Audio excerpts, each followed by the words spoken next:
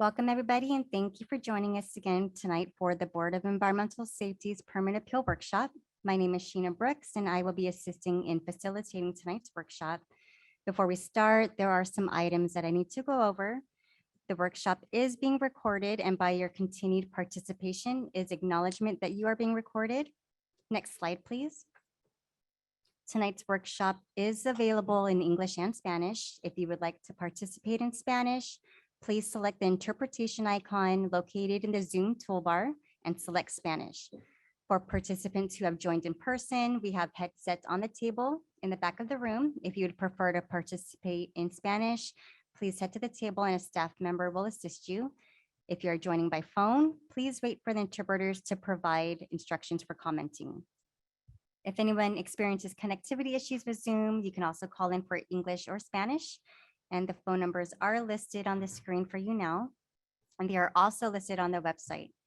And a few more logistic items before we start.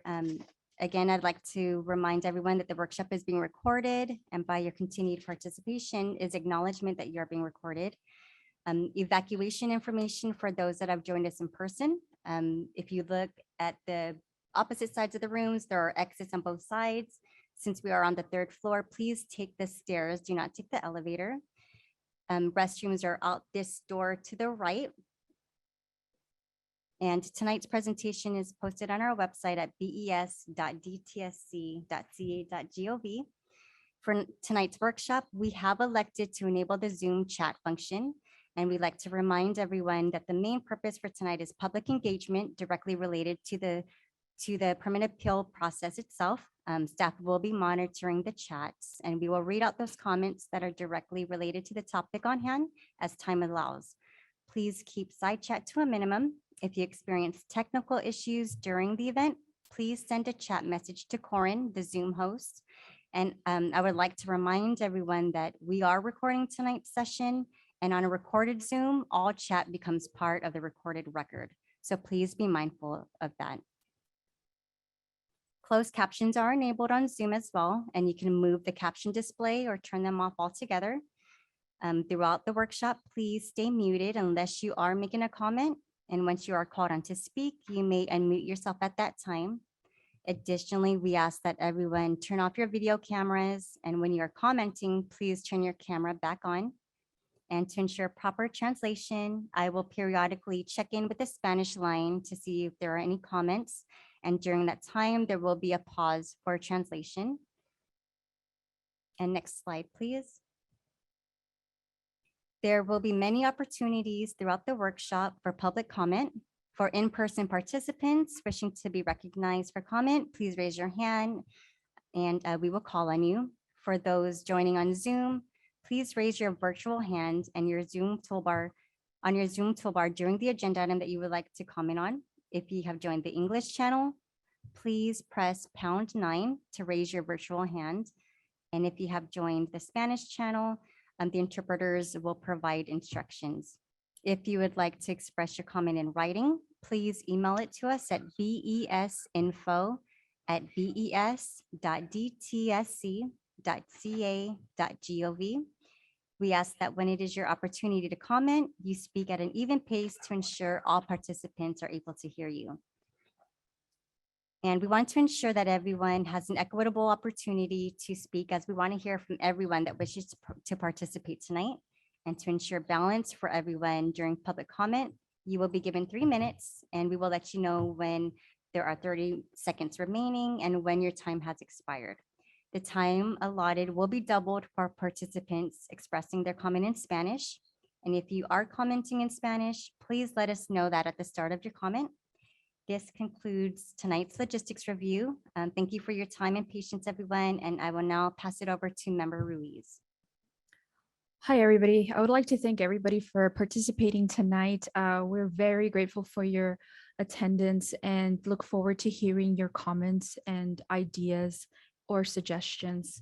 My name is Lisette Ruiz. I am a Board of Environmental Safety member. I come representing from Southeast LA. And to my right is Alexis Strauss-Hacker, also board member. Next to her is Greg Forrest, our attorney, and you all heard Sheena Brooks, our administrative liaison.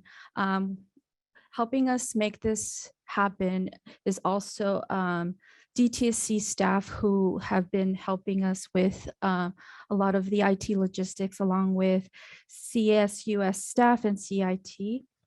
Today's theme is recapping the past topics and presenting our recommendations. Member Strauss-Hacker. Good afternoon, everyone. Thank you for joining us. This is an important process for us. If you would give us your thoughts as we attempt to design the new permit appeal process that is our mandate from SB 158, which created our board, we would welcome your input. Over the last few months, we've had several board meetings and with them a number of workshops at the behest of Member Ruiz. They've been a great informal opportunity to talk about ideas folks have. Liz and I, with help from Greg Forrest, are going to recap what we've heard to date and what we're thinking. We will be doing a recap for the full board at our board meeting tomorrow. So for us, your engagement with us is a very meaningful way to shape the process that we will put forward as emergency regulations for a new permit appeal process in the new year.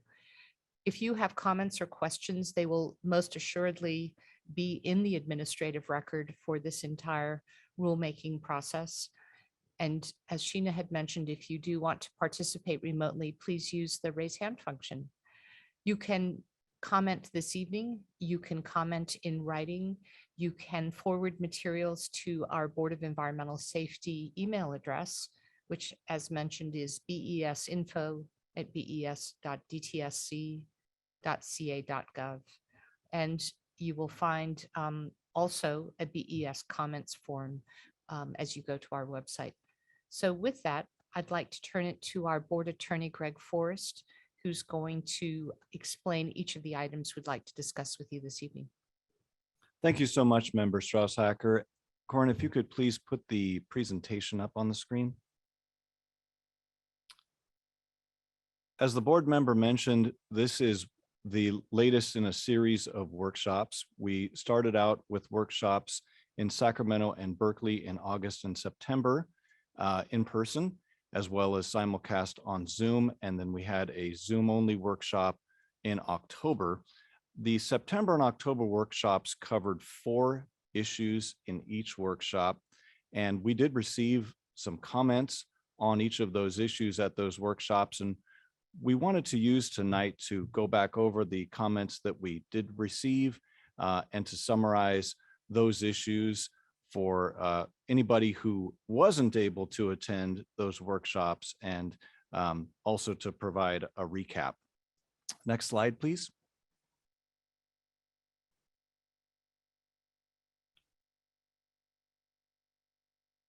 So as I mentioned, the September workshop dealt with 4 main issues related to the appeals process.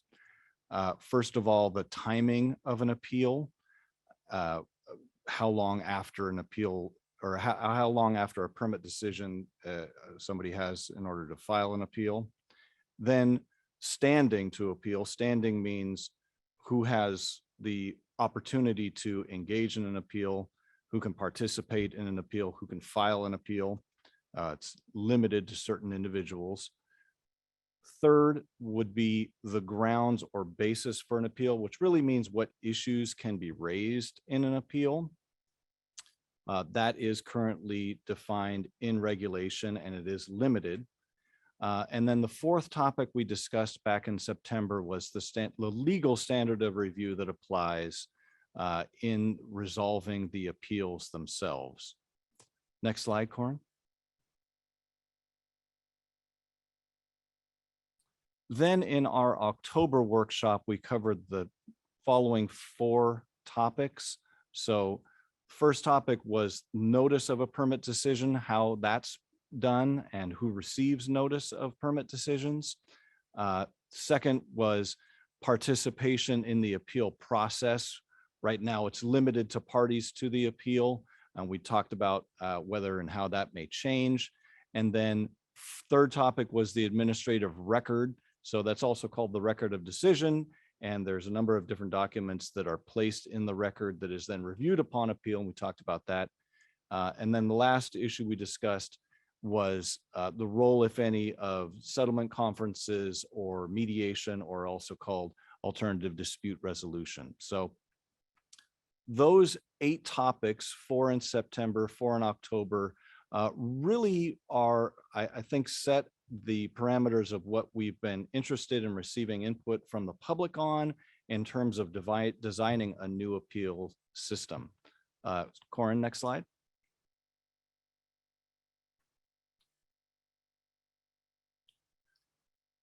And so tonight we'd like to go back over those 8 one by one. And I think there's some thoughts that the two of you have that you'd like to share. I know we've been thinking about this. We've received some really excellent comments and input on each of these issues. So this first one, what is a timely appeal? I'm really interested to hear from the two of you what your thoughts are. And of course, if anybody that is participating on Zoom hasn't had an opportunity to share with this, we'd love to hear from you as well. Right now, under the current regulations, DTSC will send out these decisions, these notices of permit decisions. When a final permit decision is made, a notice gets sent out. It's sent out via email, it's mailed. There's lists of people that receive these. And then there presently is a 30-day window that somebody has to file an appeal. And what we heard in September when we raised this issue is that that can be quite challenging, because in order to have an appeal that is actually heard by the, in our case, it would be the board, or under the former system by the appeals officer, the appeal itself, the petition that supports the appeal, has to cover all of the different material that we outlined in the previous slide. So it has to cover certain grounds and so forth. And we understood and heard from community that that was quite a challenge. So I recall that being input that we got on that topic, but I was certainly interested to hear from the board members of what they heard.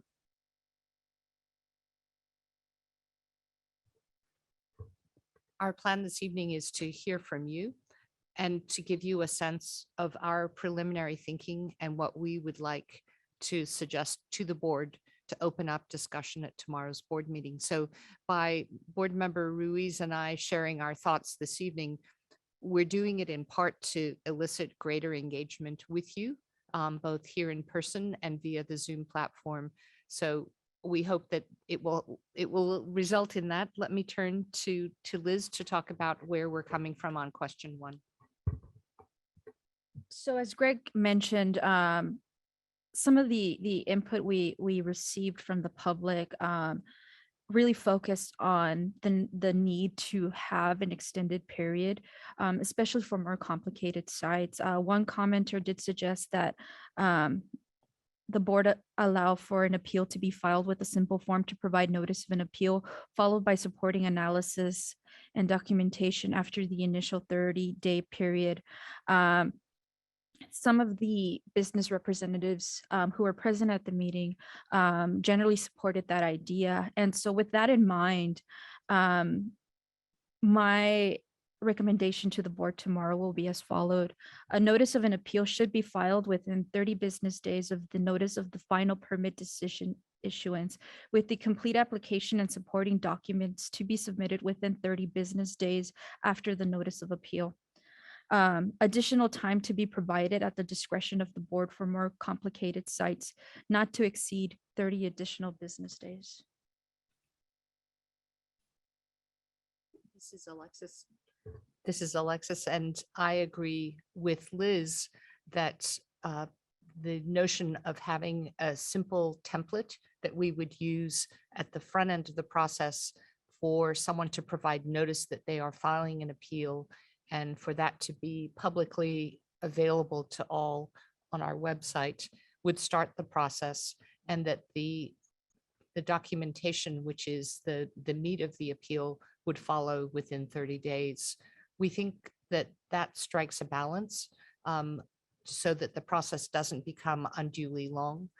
We recognize that of the major hazardous waste facilities that are permitted across California, there are a few that are particularly complex, and that we wanted to provide perhaps the rare option to petition to the board for a bit more time.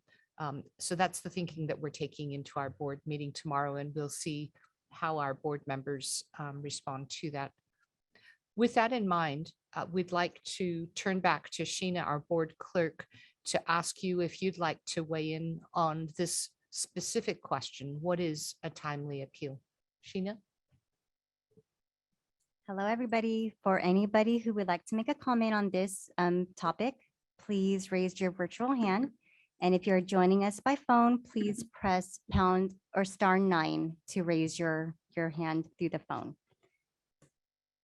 So at this time, I would also like to ask the Spanish line if they can queue up any comments in the Spanish room while we wait for the virtual hands in the English room.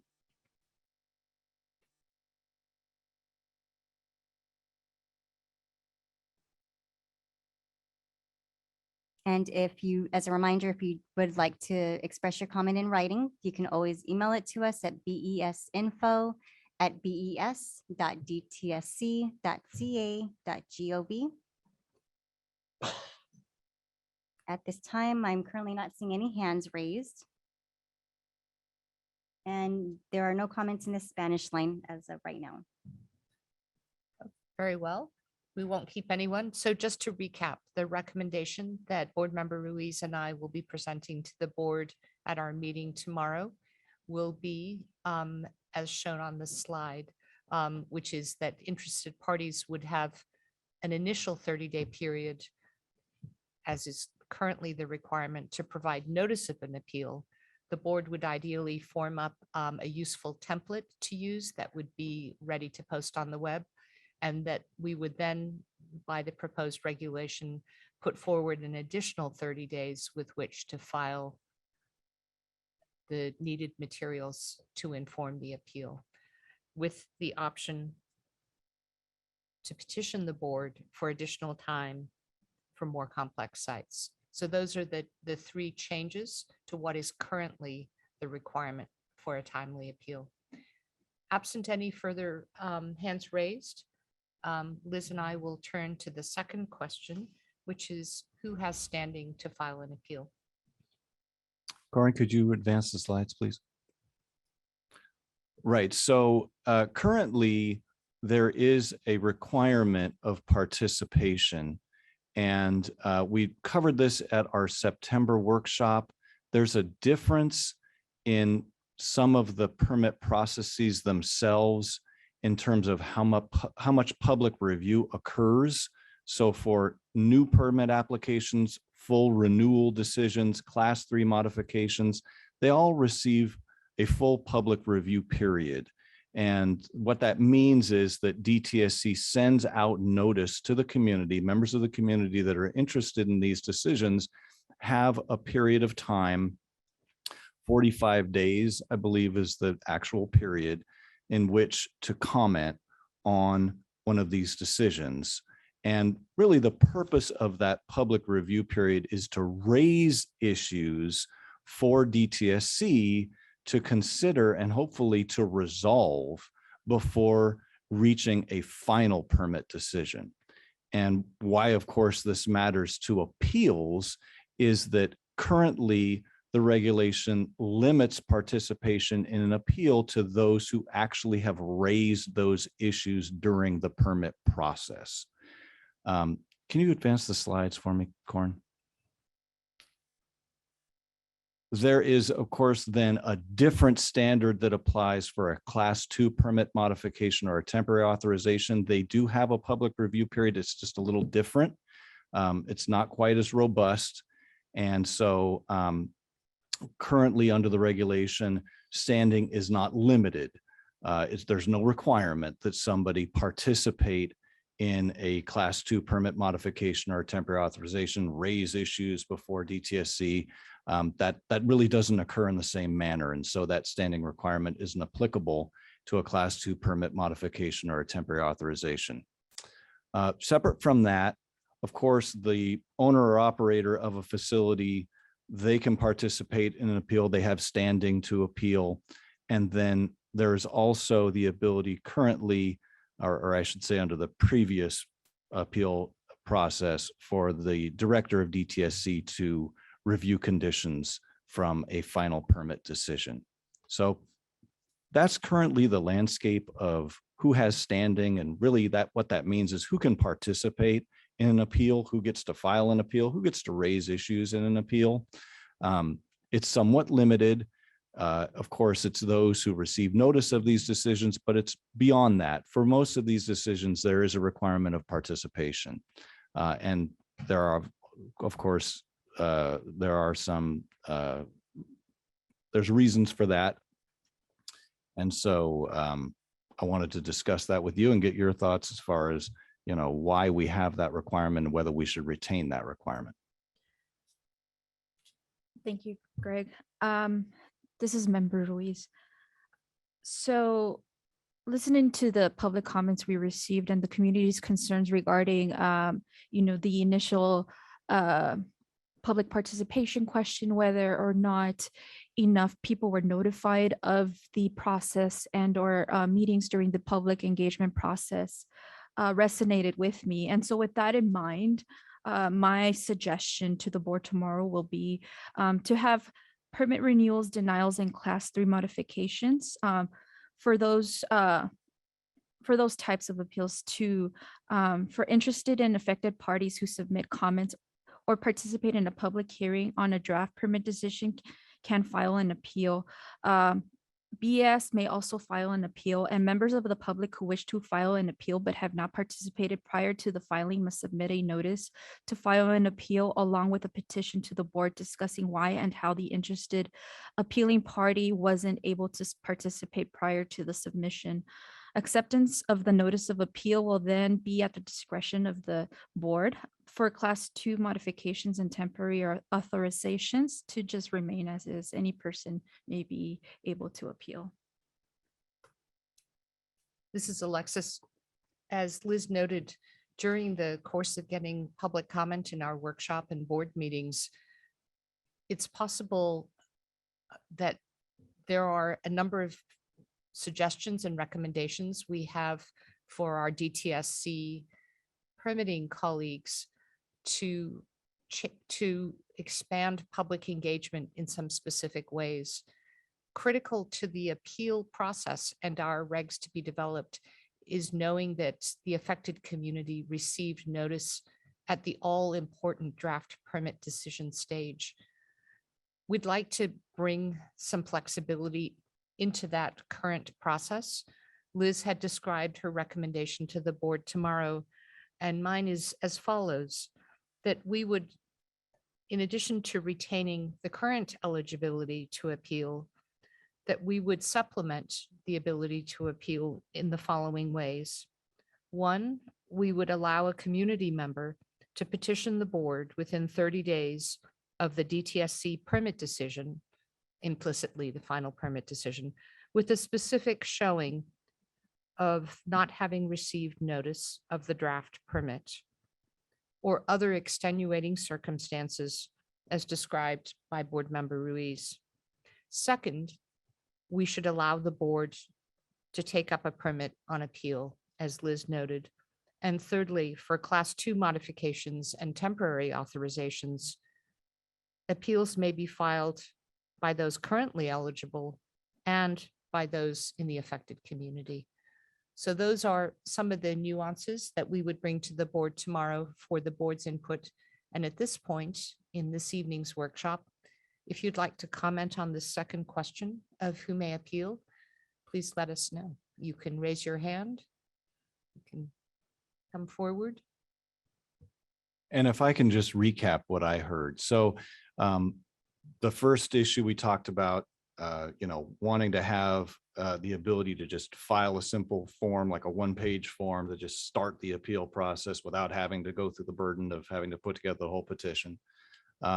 With this issue standing, this would be very similar to the current process, but what we would be allowing is for a party that otherwise wouldn't qualify for standing to come to the board and at the board's discretion, allow that person to participate. And I think we're going to be paying a little more attention to just how much notice occurs and whether people are receiving the kind of notice that they're supposed to, so that they have the information that they need during the permit process. Correct. Okay, so we will like to open it up for public comment at this time on that last topic that we just covered. I would like to check in with the Spanish line to see if there are any comments in Spanish. And while they're doing that, in the English room, if anybody would like to make a comment, please raise your virtual hand. If you are calling by phone, please use *9. And of course, it's not just limited to people online. So if we have anybody in the room that wants to comment on one of these, please let us know.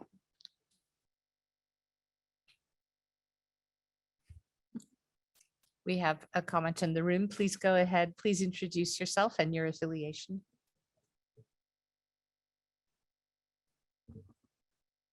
Good evening. I'm Angela Johnson-Mazzaros from Earth Justice.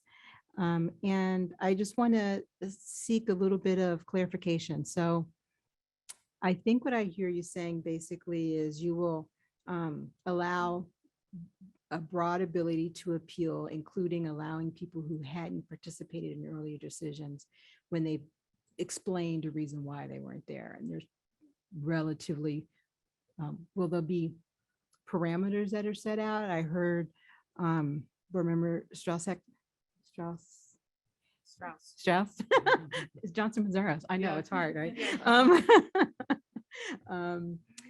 I heard you say, I think that that there'd be discretion by the board, and being able to show that you didn't receive notice would be certainly one of the things that one could show.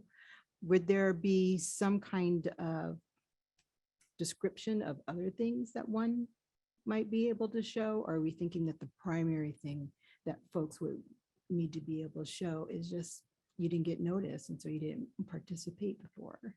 I think that if I were to parse the very small distance between board member Ruiz and my comments, and these are just our thoughts, and we wanted to share where we're going with the board tomorrow, that we wanted to find some flexibility, not that someone 3,000 miles away in a mischievous action would be at liberty to appeal every DTSC permit, but rather that there would be a path for someone in the affected community who, for whatever reason, was unable to participate, either by virtue of not having received notice or some other circumstance, to put forward in a very timely way to the board an explanation of that and asking to participate in such a way that we can continue with the pace of the permit appeal itself. So therein lies some clever writing when the time comes, but this is more to just give our board the flavor of what we're thinking and ask for their input, and they may want to take us yet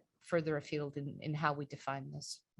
That's really helpful. And then the second question for clarification, for those who come into the process and didn't participate in the underlying permitting decision, will they be able to raise new issues, or will those new participants still be constrained to, or still need to operate within the existing issues that have been raised in the underlying? I think we're permit? coming to that in an Oh. upcoming question of what issues can be raised on appeal. Okay. So we're just, we're going to wrap up, perhaps, depending on whether we get any other input, question 2 of who the participants may be. And then the next question is what issues may be raised in an appeal. Greg, do you want to start us? Are there any other?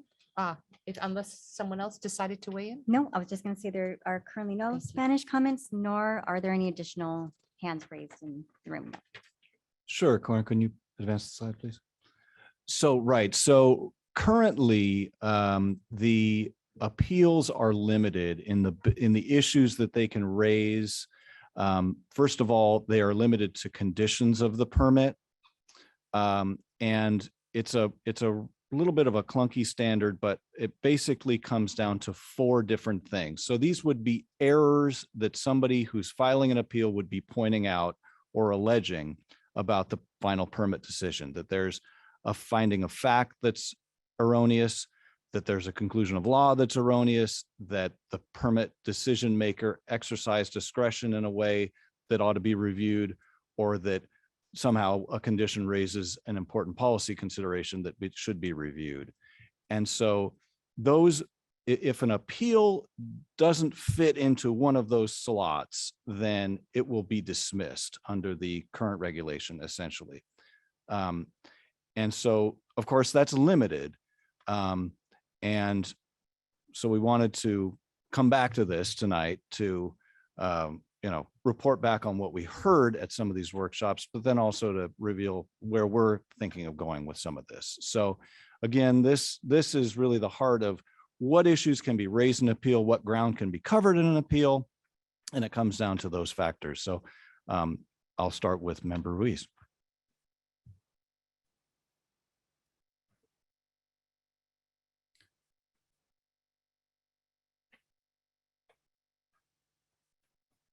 So for me personally, some of the again, some of the community concerns that really spoke to me were related to the difficulty in having community members understand the technical aspects of what goes into the permit issuance. And so for me,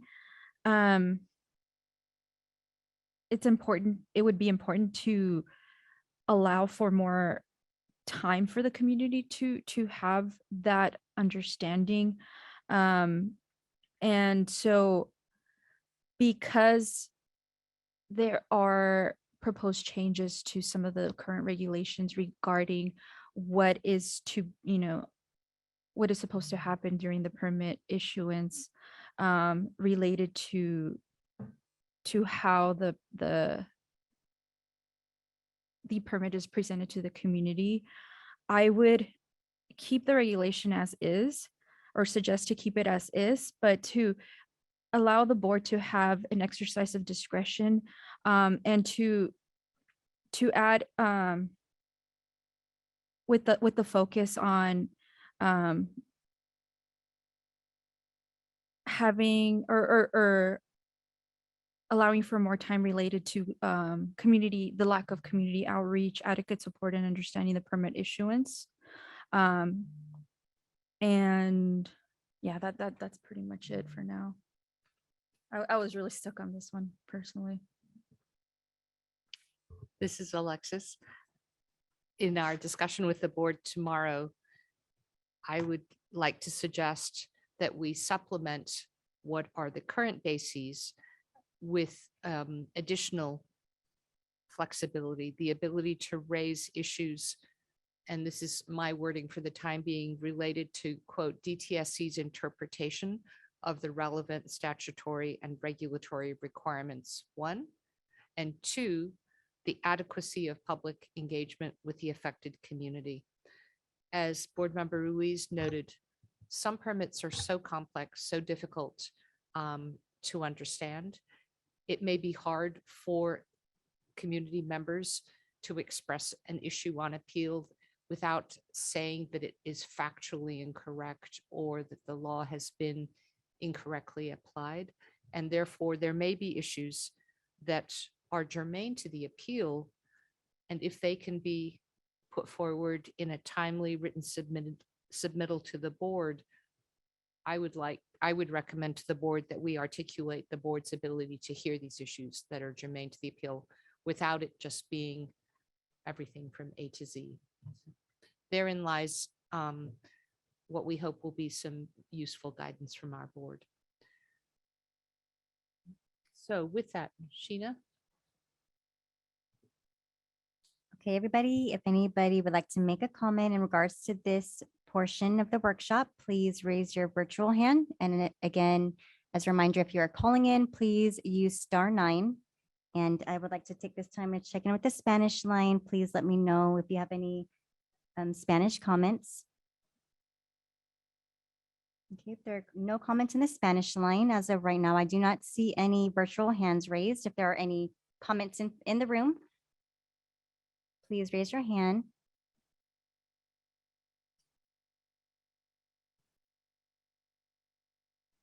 Okay,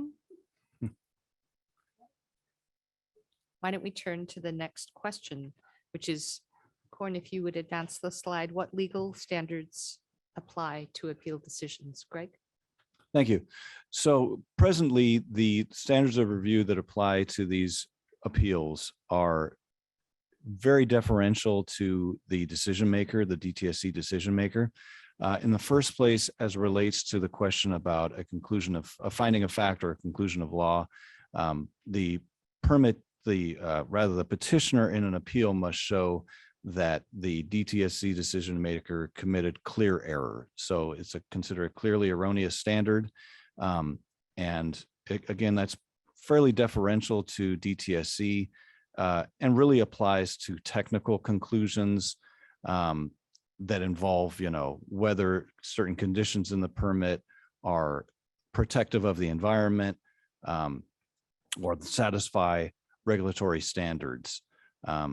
Unless a petitioner can show clearly that a clear error was committed, that appeal will not be successful. Conversely, then, when it comes to the other grounds for an appeal, whether the decision maker engaged in an exercise of discretion or had a policy conclusion that's now being called into question, those are also rather deferential. The legal term is an abuse of discretion standard. And to be successful, a petitioner must show that the DTSC decision maker abused his or her discretion in reaching the conclusion that was reached to support the final permit decision. So we had a discussion about this at our September workshop, and I know these board members have had some time to think about that. I don't know who wants to take the lead on this one, but I'm happy to provide more explanation if that would be helpful, or I'll turn it over to one of you.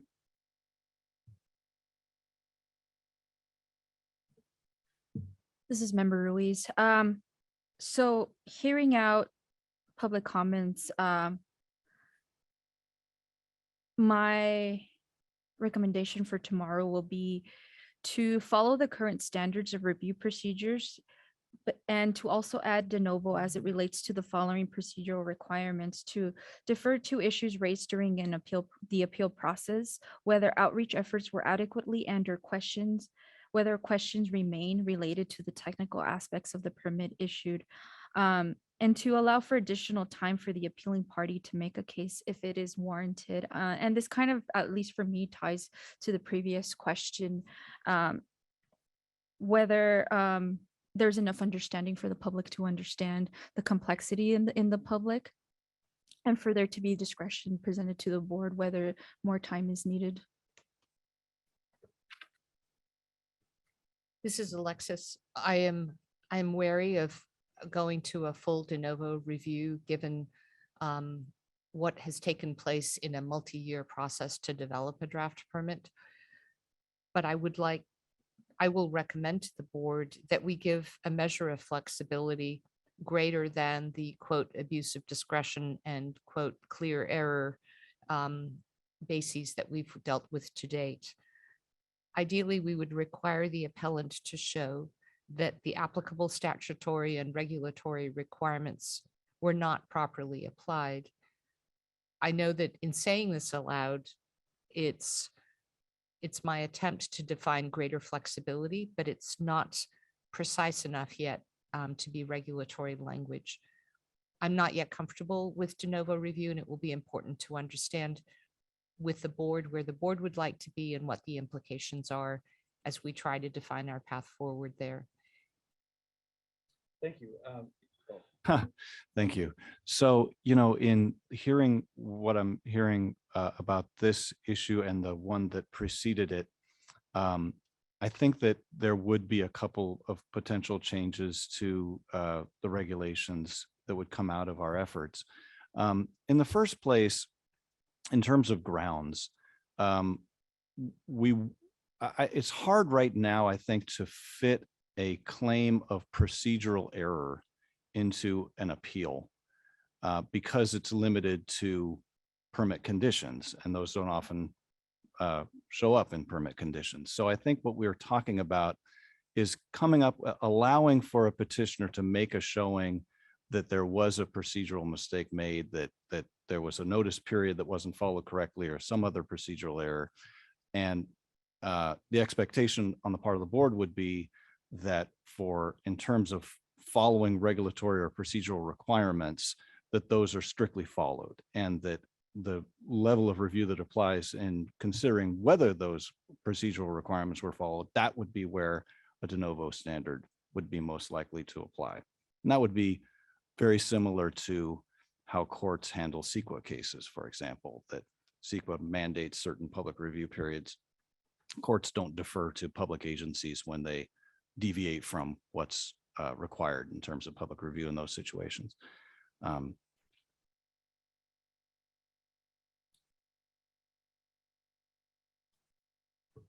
Do you want to check for participation via Zoom? Okay, so if anybody has any comments, please raise your virtual hand. Matt Williamson, I see you. I will come back to you shortly. In the meantime, I'm going to check in with the Spanish line to see if there are any Spanish comments. Okay, Mr. Williamson, you can go ahead. Thank you. It's Matt Williamson. I'm an attorney at the law firm of Manat, Phelps and Phillips. I've spoken at a couple of these already. I wanted to, I guess I had one comment, and this was in response to the last discussion on standard review and the procedural issues.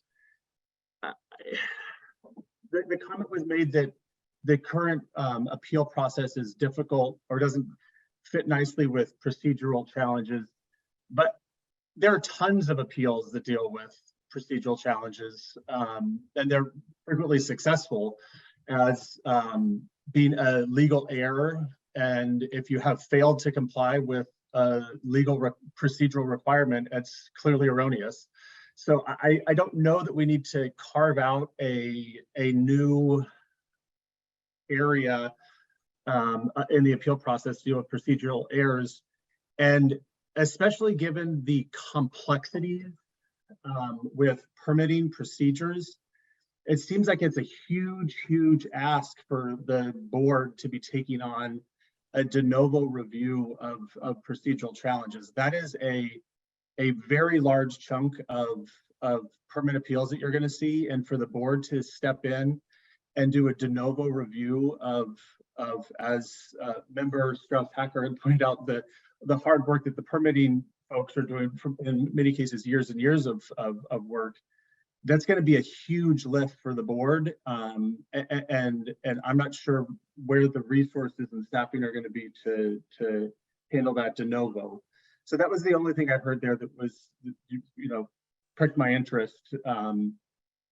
Again, I think the current appeal standards allow for procedural appeals. They're frequently successful under the current standards. So I'm not sure I would agree that we need to be carving out a new way to deal with those, and particularly not a de novo standard.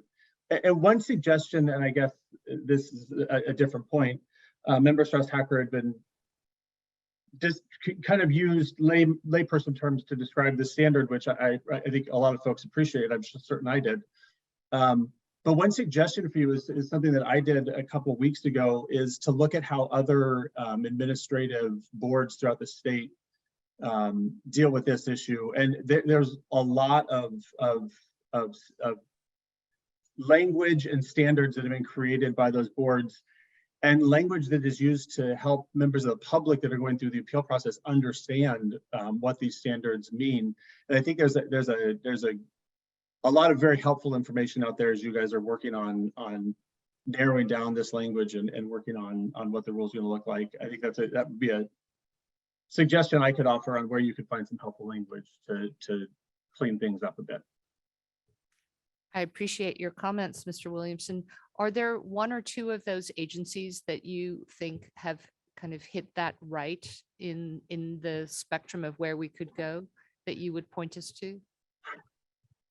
That's a tough question. I was looking at some of the air districts. I know like South Coast Air Quality Management District in particular has some very helpful public-facing guidance documents that they make available to people that are challenging permitting decisions and other decisions, so that folks can understand what the appeal standard is. But the water board, the state water board has some helpful guidance as well. But I'm also, I can pull together some resources, and I'm happy to send it along to you guys. I know you'll be working on this over the next couple of months.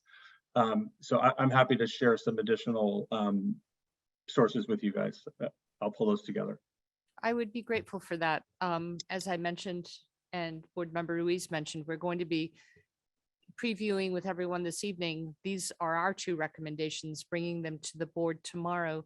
And then, as I'll mention with Liz at the end of the evening, we are planning a December Zoom only kind of wrap up with the board, so that we can then take the collective effort of the last few months and turn to the process of writing a reg, which we have not begun.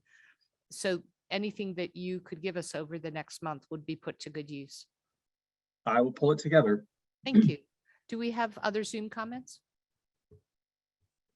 At this time, I don't see any additional hands raised, and we do not have any comments in the Spanish room. Do we have comments in the room?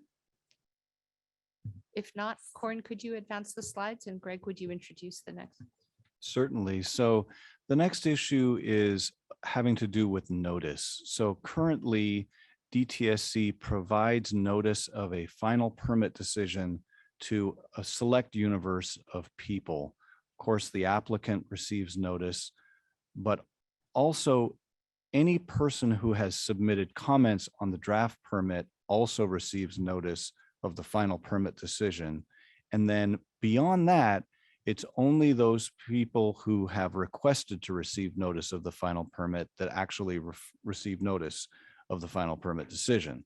It's not otherwise more broadly disseminated. So we discussed this already at our October Zoom meeting. I don't know which of you would prefer to take this first, but Board Member Ruiz, please.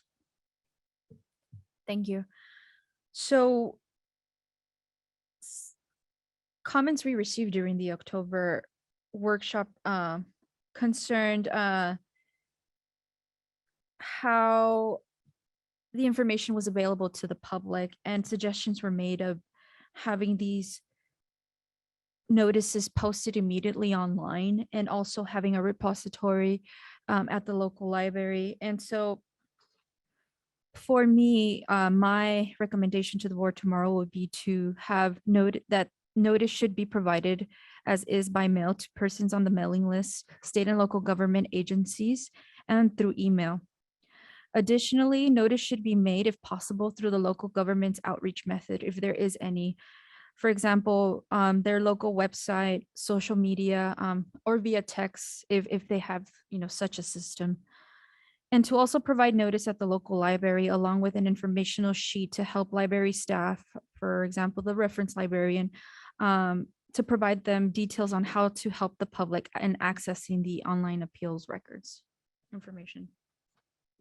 And this is Alexis. We are of one mind with the board feeling that a much more robust engagement has been called for of DTSC in different venues.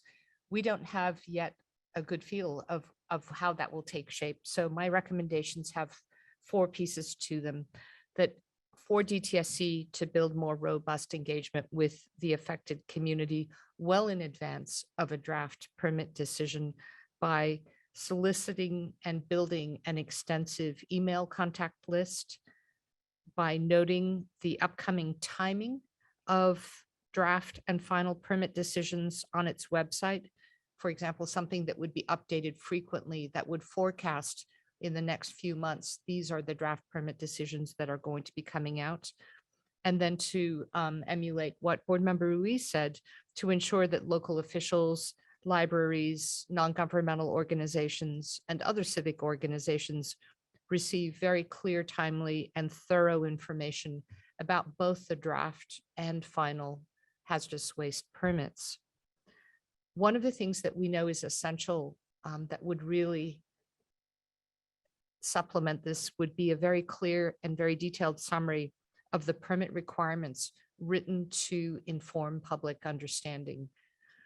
I know that sometimes that can be challenging, but it seems critical to provide something even of a few pages rather than asking community members to make their way through hundreds of pages and trying to ferret out what is the most important and salient detail.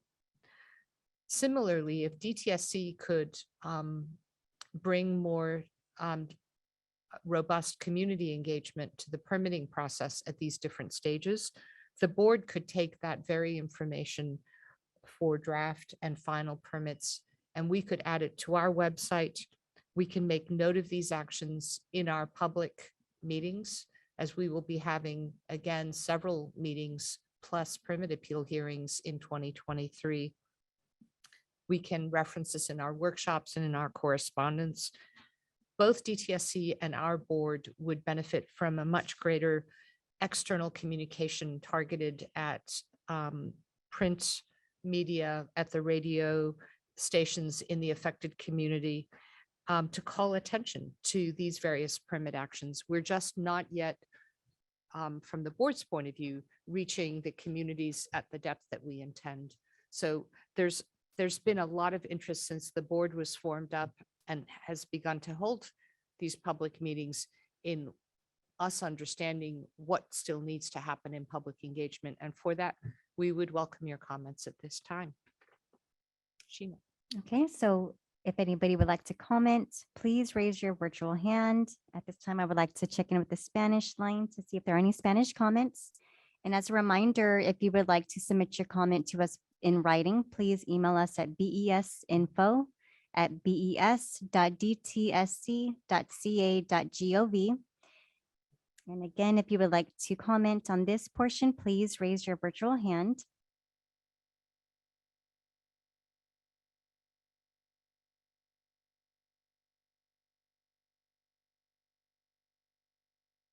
Seeing no virtual hands raised, are there any comments in the room?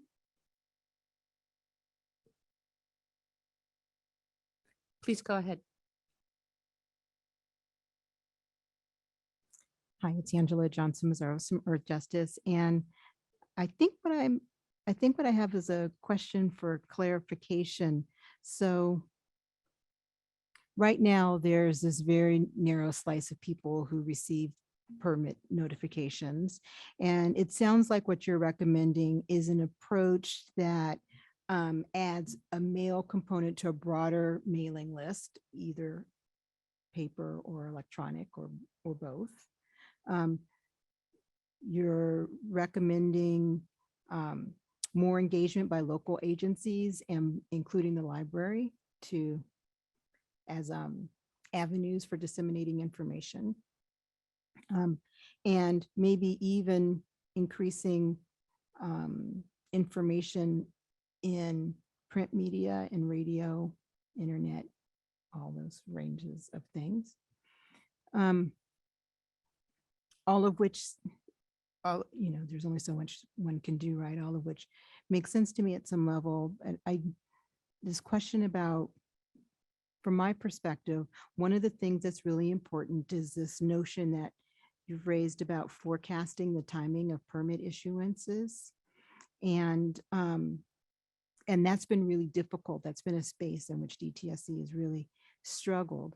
And so I'll just note that, I took a step back. So you know that my view is that there's this connection between permitting and appeals that's really important. And I think this is one of the places where it's really important, right? Because if you get this calendar where it's sort of like, it's going to be 3 months, oh no, it's going to be 6 months, oh no, it's going to be 16 months, oh no, it's going to be never, oh no, actually it's going to be yesterday. It just makes things more complicated. So of all of these sort of mechanisms for providing permit notice, I think expanding the level so that there's a a perpetual mailing list. It's sort of the easy way to do this. And I am concerned that we won't get to our overall goal if we can't grapple with this question about the timing on when permits are going to get issued, because ultimately it's that confusion and that inability to sort of plan that makes it very difficult if you are in the community and trying to work with your neighbors, or if you're a provider of support and you're trying to figure out how to organize yourself so that you can be available when the community needs you. So I don't know how we get to that, but I just wanted to raise that point. I think it's very difficult with more complex permits to be precise. But there are a couple thoughts that came to mind as you've discussed this in the past and this evening. As someone who was in a permit issuing capacity when I worked at EPA on the water side, I know how difficult it is sometimes with complex permits to say, I will issue it next month, and to make that happen when other things intervene. But I think if we want to build trust in DTSC and in the board's administration of the hazardous waste program, in permitting and in our appeal role, we could accept that things sometimes take longer than they intend. But if the forecast on the website for DTSC and the board were that there are only 7 or 8 permits a year at present pace that are issued. I think we can make a working estimate. But more importantly, if the website were updated on a weekly or bi-weekly basis to the point that you and community members and I would rely on that information and know, and it would have that update, then as it may slip, it's both a comment on needing to pull back in the timing and in being able to rely on that information. I think we have to be able to forecast this, and we have to live by some of those commitments. Moreover, one of the board's responsibilities has to do with performance metrics, which board member Bhatia is taking the lead on. And permit issuance is one of the critical performance metrics, not to speak for her work yet. But for me, there are things like, how long does it take to produce an inspection report? How long does it take to do this and that? There are certain things that we all expect of ourselves. And if we can't deliver that now, aspirationally, we know we need to get there. So I think it's both. The difficulty, I think, is also in, for example, at a community level, building a robust contact list, whether they're postcards that go out or whether they're emails. I would love that for each of the 85 plus hazardous waste facilities that are in the permitting universe, that each has its unique and dare I even say, an updated email list. So I do think that we need to say this is where we want to go and work to get there. Right. I think that all makes sense. And I don't, from where I sit, I'm not looking for perfection in peering into the future, but I am looking for some kind of consistency in how information is presented. And so I'll just note, I don't know if how much time you've had the pleasure of spending working with EnviroStore, but right now, DTSC, as a result of this of 158, has estimates for when permits are going to be issued. And they live in the individual facilities permitting page. And then you go there and there's a number there, and then you go there later and there's a number there, and you go again and there's something else there. And so part of, I think, what this question about notice raises is, I think you're exactly right to note, sort of knowing that there's a definitive place that you can trust that's going to have accurate information, even if it's accurate information that's shifting. And we definitely aren't there. We definitely aren't there yet. And then I'll just finally note that the South Coast Air Quality Management District is another agency that I work with more closely, and they have a rules forecast, right, that they publish. They update it monthly. You know where it is, and you can see what they're expecting for the year. they update changes. And sometimes to my horror and chagrin, the dates get moved out, but at least I know. And so maybe looking at something like that where it doesn't have to necessarily be weekly if that's something that's difficult to achieve given the resource mix, but if it's consistent, would go a long way to getting us where we need to be. I would like to see a certain standard that we get used to, that, every 2 weeks, that information is refreshed, because we're going to then want to pick it up onto our board website, and we don't want to be presenting outdated information. Earlier, when you had spoken and had commented on my notion that we would do more external communication, very purposeful radio and print media, it's obviously a reflection on how old I am that I completely left out the world of social media. But I will add that to my recommendation tomorrow, because that's obviously a very important way that many other people other than I use. Liz? Then just to add that at least for myself, I recognize how dependent we are on the permit appeals process itself. And even that forecasting may help us, even though we haven't talked about as a board about the logistics on where we would have the hearings, how they're going to work out. Just knowing the timeline might be a big influence in us deciding where we can have the board meetings if our final decision were to be made at the board meetings. But yeah, it would be imperative for us to have an idea of where things are along the process. With that, I think, Corin, if you would advance the slide, we'd like to turn to the 6th question and turn to Greg. Thank you, board members. So currently, the persons who have the ability to engage in an appeal and file an appeal and raise issues in an appeal are limited. There's the applicant, of course, there's somebody who qualifies for standing as a petitioner, and then DTSC has the ability to raise issues in an appeal as well. We wanted to get some input on this, so we raised this issue at our October workshop. And at this time, we'd like to revisit this. So if anybody didn't have a chance to participate on this previously, we welcome your comments now. I know board member Ruiz has some thoughts on this topic.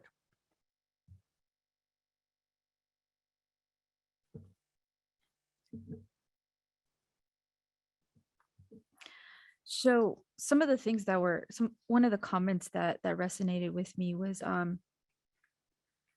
having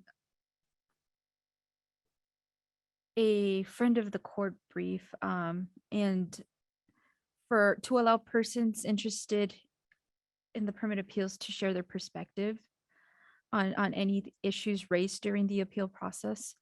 And so for me, all interested parties should be able to participate during the appeal process, and in particular accept amicus briefs from those who didn't participate prior to the permit issuance and or from parties who are not directly affected by the issuance of the permit. So I set a 1 mile radius from the facility perimeter as a kind of area of focus. I'm open to expand yeah, that's pretty much it for me for now. This is Alexis. I am confident that the board will hear all permit appeals in a transparent, accountable public meeting or series of public meetings. And I agree with board member Ruiz that accepting amicus briefs relevant to the appeal, including from parties who may not have participated at the draft permit stage and from those in the affected community, would benefit the process. The board will be establishing, in addition to our regulations for permit appeals, we'll be establishing some administrative procedures for conducting our permit appeal hearings. And one of the options would be, how shall we accept public comment from those other than those who are the appellants during the hearing? So we look forward to your input and to hearing from our board. And may I just add to that for the benefit of those listening, that there is a little bit of a subtle sort of legal distinction here in that when we're talking about a friend of the court or an amicus brief, those are filed and that kind of participation comes in a sort of a side way in that I don't think the suggestion here is that, the grounds of standing be widened so that, this would be limited to those who are not already parties to the appeal. It's not that this is somebody from outside that then raises new issues in the appeal, but I think the idea here would be that those who maybe aren't directly affected, they're not necessarily raising new issues, but they're helping to explain the process, and they're helping to push a kind of a perspective when it comes to certain points of view that get raised during the process. I mean, that's how I view the role of an amicus brief, and I think that's where I've seen that occur. So it's kind of supplemental to the process rather than being something that is sort of a new addition entirely, if that makes sense. Okay, so we would like to open this up now for public comment. If you have any public comment, please raise your virtual hand, and checking in with the Spanish line, please queue up any Spanish comments that you may have on that end.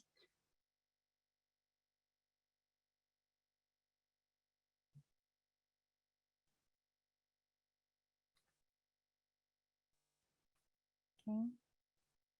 I received confirmation that there are no comments on the Spanish line, and I am currently not seeing any virtual hands raised in the English room.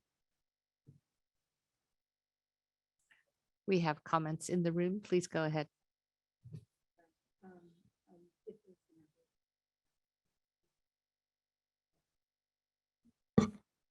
This is Angela Johnson Mazaris again, and I just want to explore this question about amicus briefs because I'm not entirely sure what we're saying. So I understand we're talking about the universe of non-party participants. So these are people who, for whatever reason, either they don't meet the standing requirements or they've chosen to not be a party, because there's lots of reasons to choose to not be a party, right? So they're non-party participants in the process. And you're using the terminology around friend of the court or amicus briefs. Are you saying that any non-party participants would only be able to participate via a written statement that's submitted to the board? By which I mean, are you saying that you're not going to have board meetings where people can go to the microphone to raise whatever questions or input that they have? I was clumsy in how I addressed that at the end of my remarks. What I was meaning to say is that we, in our administrative procedures, will need to define how, since the board will hear all appeals in a public meeting, in addition to the parties to the appeal, we'll need to determine how the board wants to accept public comment from those who are not parties to the appeal. Would it be written comments, verbal comments, in addition to what board member Ruiz and I like in terms of amicus briefs? Greg, do you want to weigh in on that? Well, yeah, because I think that what we also want to think about doing here is preserving some flexibility. And there can be, I think, a spectrum of appeals, and the sort of approach that the board takes to those may not necessarily be the same for everyone, because I think there are some where the issues are really between the applicant and DTSC, and they want clarification or some other reconsideration of some of the issues that make their way into conditions on the permit. And maybe in those situations, the full board and the full community and the full gamut and the widest spectrum possible of public participation doesn't really make a lot of sense. So it may be that there's more of a spectrum where on the other end of the spectrum, you've got, some of these facilities that are in impacted communities where there's a lot of participation during the draft permit stage, a lot of different individuals, maybe multiple petitioners that file appeals, and maybe they're raising some really novel issues that have interplay with other agencies, perhaps. I think in those situations, those seem to call out more for, the kind of appeal hearing process where you've got comments at the microphone by, the widest possible. So I'm hoping that as we go forward, when we think about some of these new procedures, that we're providing ourselves some flexibility and some options to do it in different ways that are appropriate, for whatever the context may be. So that's really helpful. And I want to offer, actually, let me ask a question for clarification. So are you envisioning having a menu of appeal procedures, appeal procedure regular, appeal procedure super, appeal procedure ultra, and you sort of choose based on some determination of complexity of issues? So, I mean, the way I've seen it done, and I'm really looking for examples, and you've pointed us to South Coast Air Quality Management District. I'm going to be looking at some of their procedures and finding if there's some examples that are worth following. But the way I've seen it done is that you have somebody who is like the presiding judge, right? And they decide, okay, I'm going to assign this to, one end of the spectrum, the lowest end is just sort of, I'm going to sort of outsource this, right, to some mediator and just leave it at that. That would be the lowest level. And then the highest level would be, oh, this needs to come to the full board and needs to be heard by the full board. And I think that what would be wise is to give us flexibility to kind of make those kind of assignments in that kind of a range and to give options, because maybe there would be a situation where you would want to have it be confined in a manner that maybe there's only one or two board members that are hearing it, and you have a kind of a system set up or a process that's more sort of somewhere in the middle between those. But those are just my thoughts of how that might be addressed. But how do you set forth the procedure by which the decision will be made about which permit appeals go where? Well, what I was suggesting there is that it's just up to some individual, right? I mean, you appoint the board chair, maybe has that authority. I'm not sure. Maybe it has to be something that comes up at a meeting where there's a vote taken and all. I mean, I suppose it could be any number of ways, but I think it would need to be delegated in some way. Okay, so I would just, I will, as a person who often has judgment, I will attempt to reserve judgment until I see what comes forward as this, but I will note that decision points are always important. And I'm not opposed necessarily to assigning deciders and letting deciders decide, but I am weary about decision makers being able to decide and there's not a way to challenge it or reflect on it or engage with that decision in some kind of a meaningful way, right? So someone decides we're going to appeal light version and you're like, well, wait a minute, I wanted to have appeal ultra light. How do you sort of hash that out? And that sort of dovetails with an observation that I want to make about language that I'm hearing here, which also that I just want to raise up for us to note. So I think that I've heard multiple people talk about those people who are not directly affected being able to participate in the process. And I would like to suggest that I think that language means is coming from a place of there are people who live near a facility, and so they're directly affected in a way those of us who live further away are not directly affected. But I will note that all of us in the state of California are directly affected right? I mean, there's direct effect about how we build our institutions. There's a direct effect about how we are managing our hazardous waste. There are direct effects about how we interpret rules as they get written. Direct effects about setting precedent for how other things going to happen. And so I'm raising that just to invite us to think about having a broad understanding of directly affected that doesn't exclude centering frontline communities, but also leave space for others, especially as we're talking about non-party participants, right, who may come from lots of different places and show up in lots of different ways. And the reason why I think that's important is because I don't want our process to end up excluding people who have important insights and valuable observations that can help us all as we deal with important questions that sit before the board. I appreciate your recommendations to us. I think when we go to the board, both tomorrow and for our December Zoom-based meeting, the all important question to the board will revolve around these questions. I will be interested if the board, as a full board, wants to hear all permit appeals and how the board wants to define that extent of participation.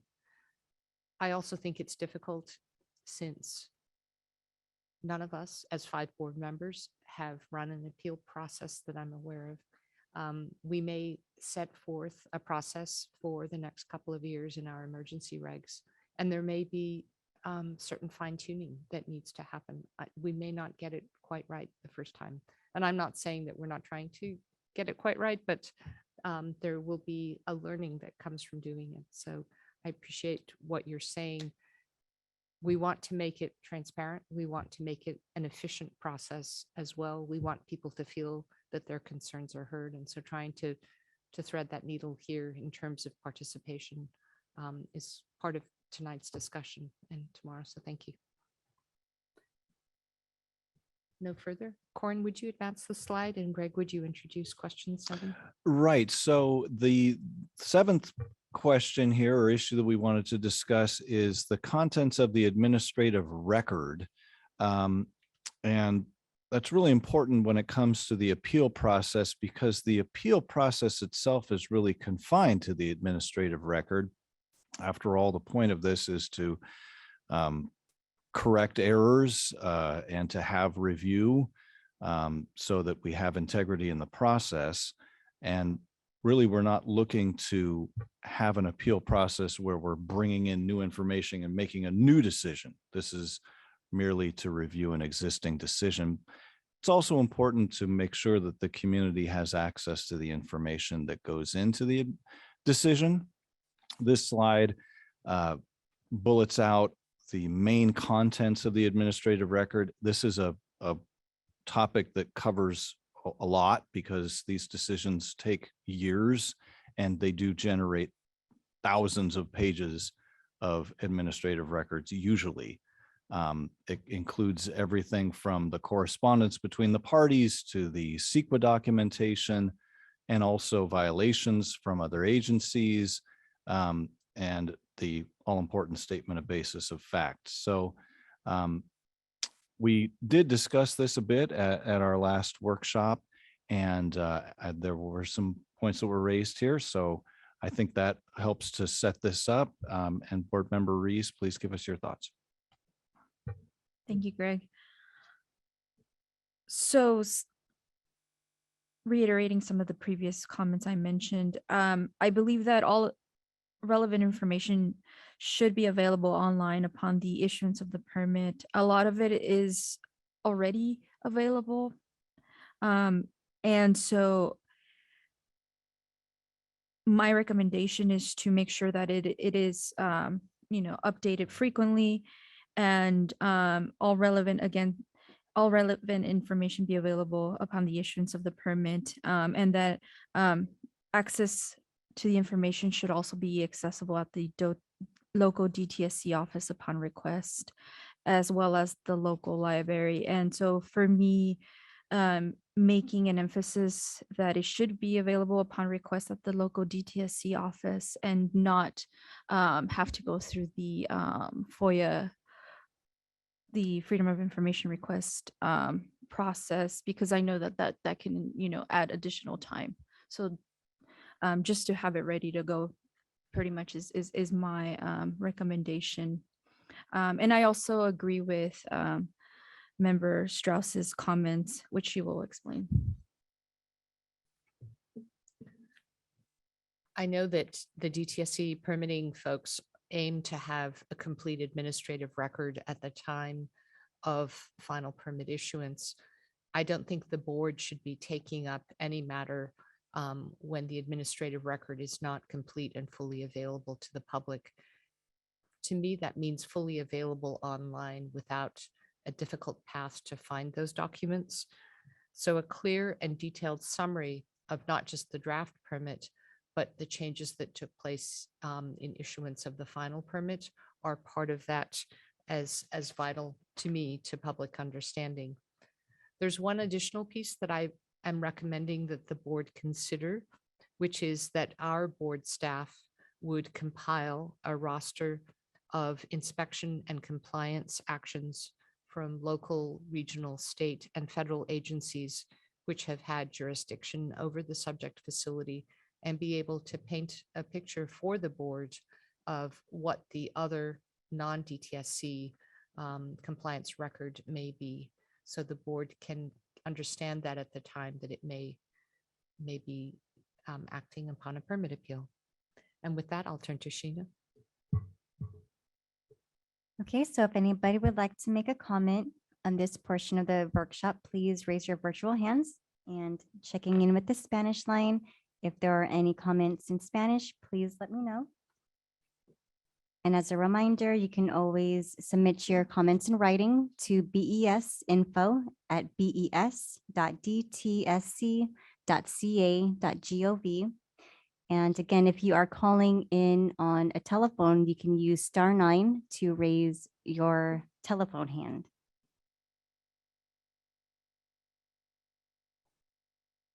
Mr. Williamson, go ahead, and you can turn on your video as well, Mr. Williamson. No pressure. I'm in a very dark room right now, so you're not going to see much on video. But one comment in response to Member Strauss-Hacker's last portion of her statement about compliance history. One of the new requirements in SB 158 is a more comprehensive compliance evaluation that DTSC permitting actually does.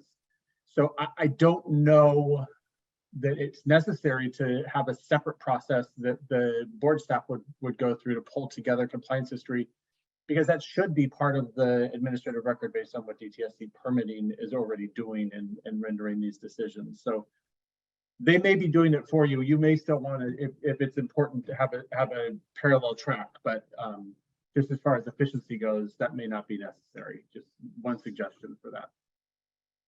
Thank you for the suggestion. Are you referring to the violation scoring procedure? Well, there's the violation scoring procedure, but it also required, and part of those regulations requires a more complex, a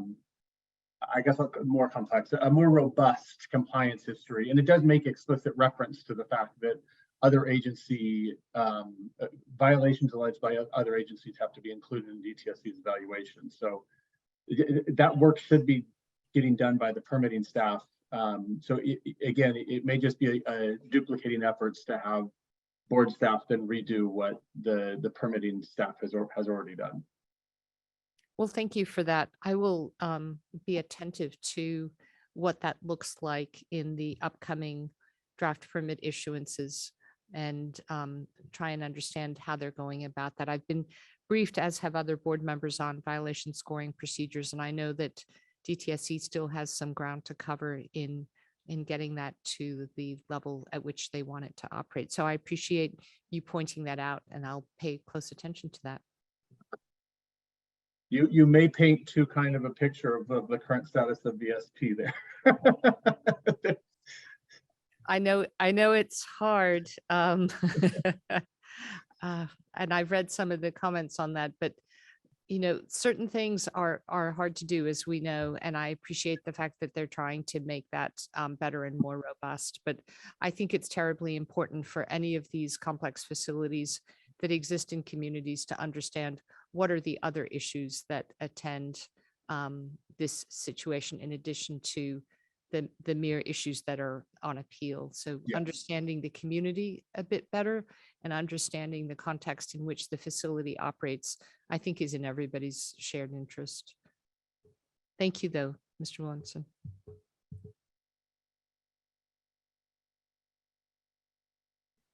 Did you have anything to add to that, Greg?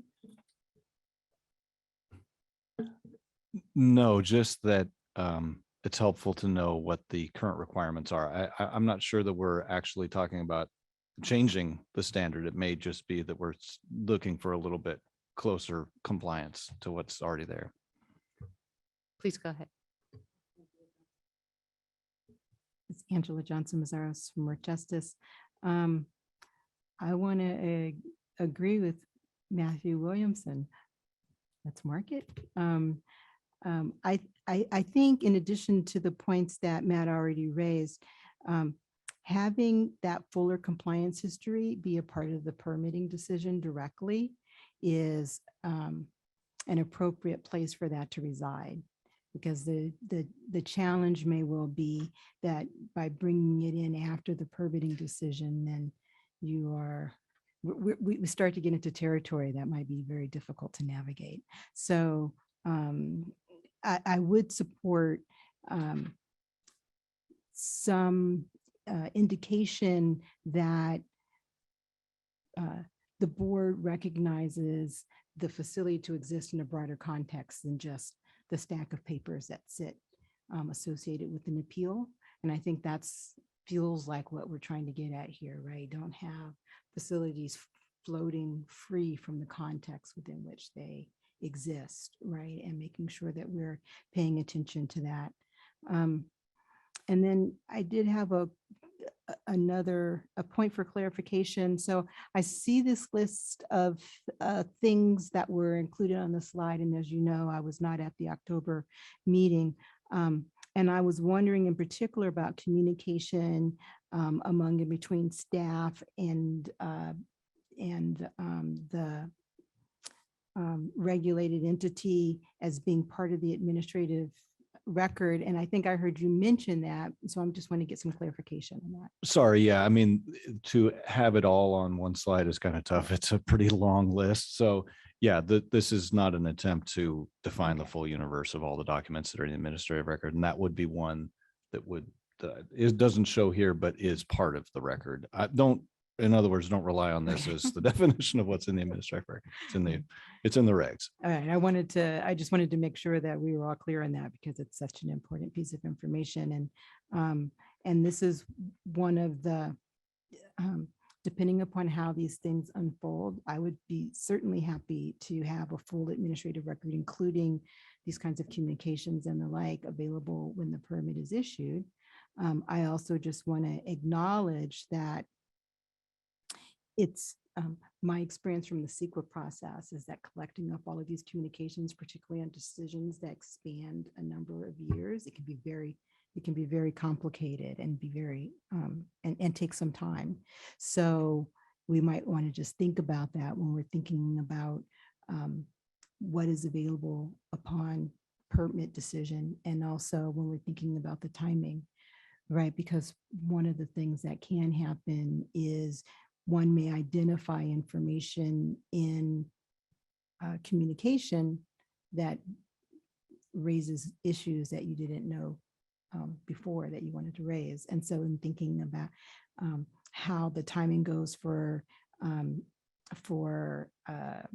briefing and how new issues can be raised that are identified from information that wasn't available to the public when the decisions were made. Corin, can you advance the slide? I think part of the issue here is that there's two slides that cover this because it's such a long list. So that Sure. that's the other, that's the Correspondence? missing piece there Okay. that you were looking for. Okay. Yeah, but that's a really excellent point. Thank you, Angela, for that.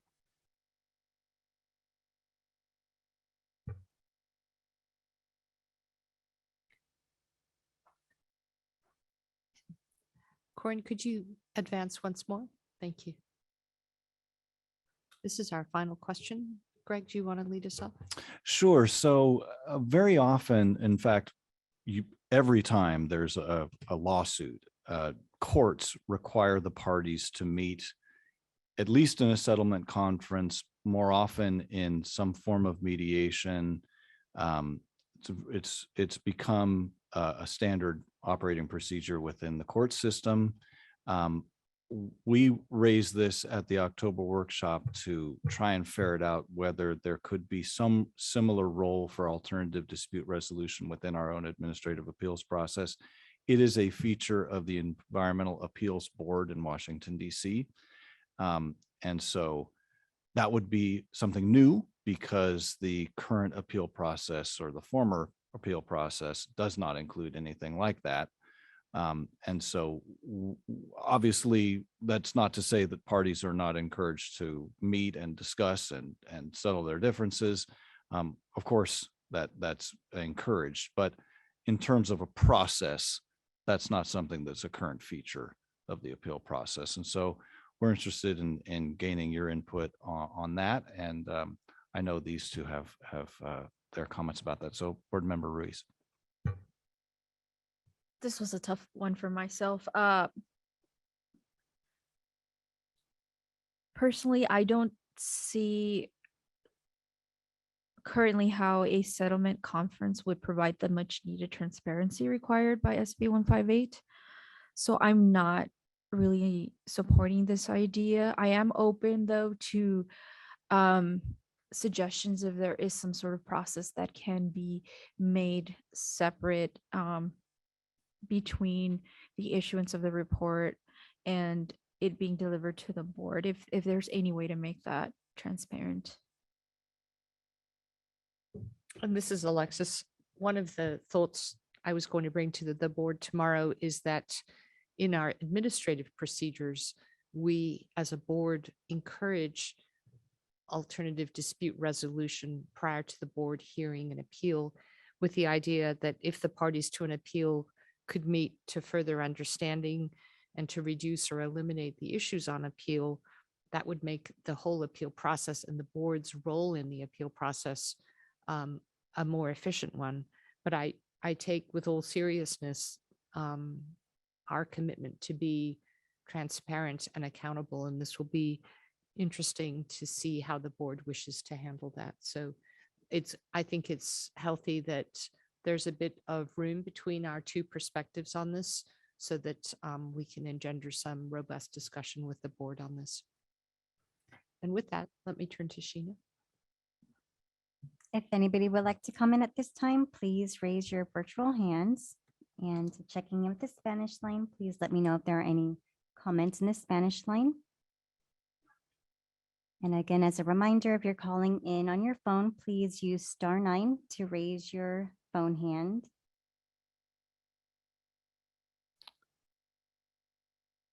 I'll make a comment, just that it may be unlike the court system where it's a mandatory feature that's unavoidable, that has to occur. Settlement conferences are mandatory. You have to go through them.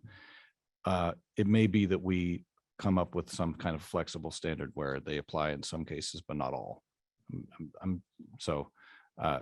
We talked previously about there being a kind of a spectrum of appeals, some that are, I think, pretty straightforward. They're between the applicant and DTSC, and there's others that are broader, involve more parties, more issues. So it may be that this finds a way in there at some level, or that as you think about this, you may see that there's a role for this at some level, and maybe that there's some flexibility that at least as an option, right, that it comes into play at some level, or that may be a feature in years to come and not right away. But I just wanted to make that suggestion. There are currently no virtual hands raised and there are currently no Spanish comments. Are there any Spanish? Go ahead. You were kind of guessing I'd raise my hand, weren't you? It's Angela Johnson Mazares. So this question I was most curious about, and I was really sorry that I missed the October conversation because I was just very curious about this for really three things that came to mind for me. First is who would oversee these processes? There are various different models. Sometimes the judge will oversee settlement conference, sometimes an outside person. Sometimes we're just ordered by, by the rules of the court to talk amongst ourselves and report back that we did it, right? And so it would be, so I'm just curious how that would unfold. The second thing that I was really curious about is, what does this look like when the parties are essentially DTSC and the applicant, or a community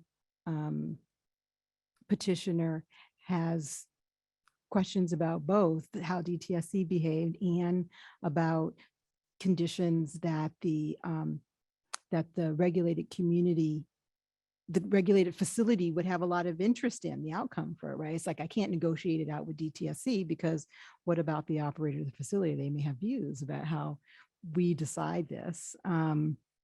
And so I was just curious about what these conversations would look like in the world where you have three or more participants. And the third thing that I was really curious about is, so this could be me admitting my own personal narrowness, which is a thing that it turns out I do regularly and often, but there's a sense in which I think of this appeals process as being the alternative dispute resolution process for the court, right? Because after we leave here, we go to court if issues aren't resolved. And so I was just curious and thinking about sort of how this all unfolds, and just the notion about how an alternative dispute resolution process would then inform the rest of the steps, right? Maybe resolve some issues because you've had a conversation that happened outside before the permitting decision was made. You have a different conversation after the permitting decision. Maybe you can narrow some things and the rest of it goes to the board and the rest of it goes to court. I don't actually know, but it feels like just completely detached from any kind of experience with this. It feels like one might be hesitant to, unless something amazing happened, one might be hesitant to resolve an issue in this alternative dispute resolution process if you wanted to preserve your ability to go to court, right? So it would sort of narrow the flexibility of the parties to engage in alternative dispute resolution, but that doesn't necessarily mean we shouldn't offer it up. But I just was curious. So you're thinking about how that would unfold. We haven't defined for the board in the range of where we are as to the two members of our subcommittee. We haven't defined for the board the how. We just want to test out the question with them. Shall we explore this? And we can add some of the perspectives of, well, how would this work? And would a board member play that role? We may not be the ideal dispute resolver if we're going to all be hearing an appeal, for example. So we just want to test out the question. And if we're given direction to pursue that, do they want to see that in a reg? Do they want to see it in an administrative procedure that the board could amend by a simple vote?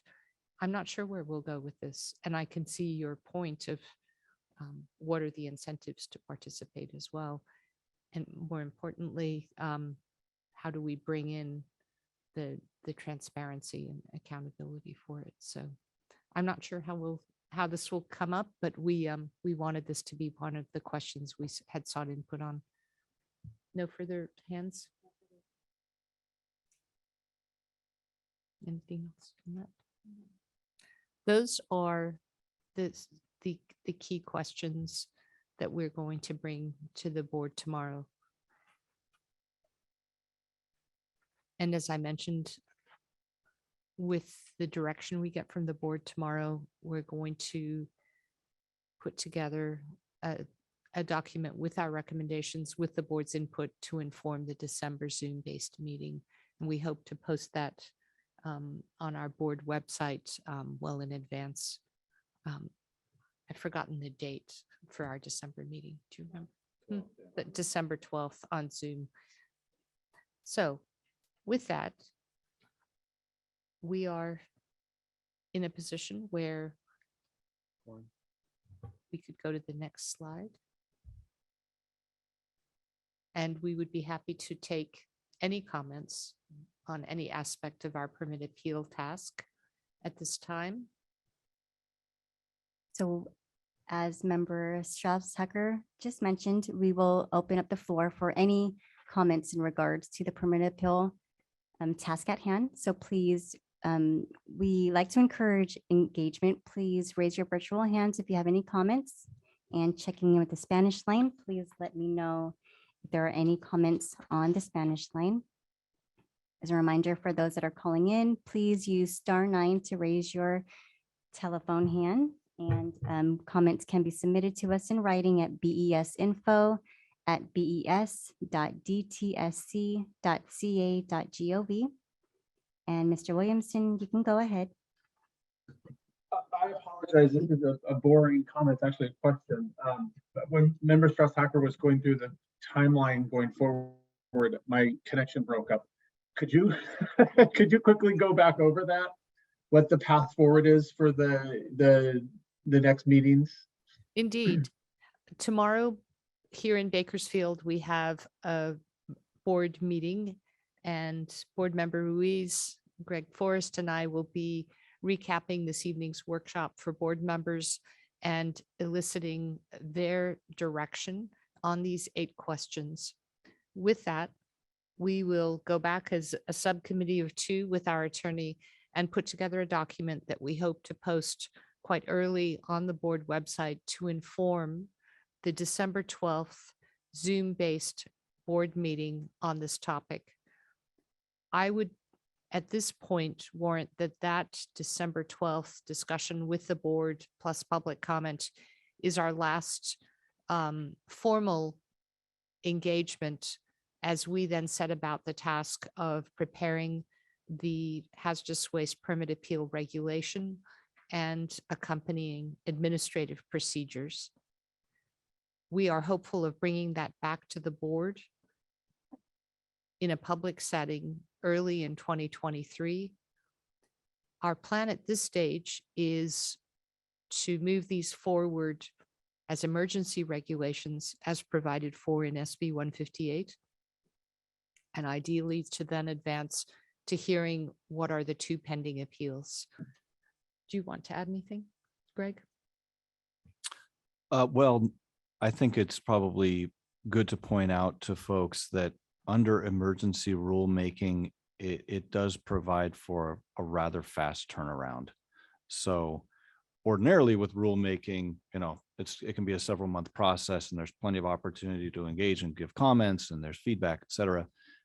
But with emergency rulemaking, it goes very quickly. So our hope would be that, after we're done with the board's process, the board has comfort with these, that through the public engagement efforts that we've been undertaking, that at that point we would be ready to establish the new procedures and be off and running. So I guess message would be to take advantage of these opportunities to comment and engage. And we'll look forward to having more of these through this year, and then probably in January have something to go forward with. Thank you. That was very helpful. Can I just ask a clarifying question on that? So I think, I'm trying to find it on my phone, but I think that the emergency rulemaking, it's a 5-day public comment period. And so are you envisioning that the document that we see in December will outline these sort of 8 questions that you've been exploring and the recommendations from this committee and whatever additional direction you get from the full board tomorrow. That's what the December document will outline. And direction from the board based on that in December. We're aiming for the December board Zoom meeting to be as detailed as it needs to be to help us write the regulation and procedures after that board meeting. And then you'll release that draft and immediately move it through the emergency rulemaking process. So you're envisioning just the 1 5-day public comment period associated with the rulemaking. I'm not sure that we've figured that out exactly. Yeah, I mean, that would be the fastest that we would do it. And I'm just hard to say what the comfort level is going to be in January for moving that quickly. It may be that we want to give more time to comment, et cetera. But yeah, the earliest would be January. In replying to Mr. Williamson, I neglected to add an important step, which is we would draft the regulation and the administrative procedures and bring it to the board and ask the board, is this the emergency regulation and draft procedures you wish to send forward to OAL under the chair's signature? That's obviously Okay. the most important step that I managed to leave out of the process. But we will get there. Okay. For a moment, I was like, wait, I'm going to get a rule and I'm going to have 5 days and then it's over. No, I think we're going to be looking at our work in December and January and determining which of the first couple of meetings of the board in the new year can we bring our proposed emergency regulation and procedures. Right now, you've got meetings scheduled on January 26th and then March 9th. Are there more meetings that are coming? We've set a calendar for the whole year.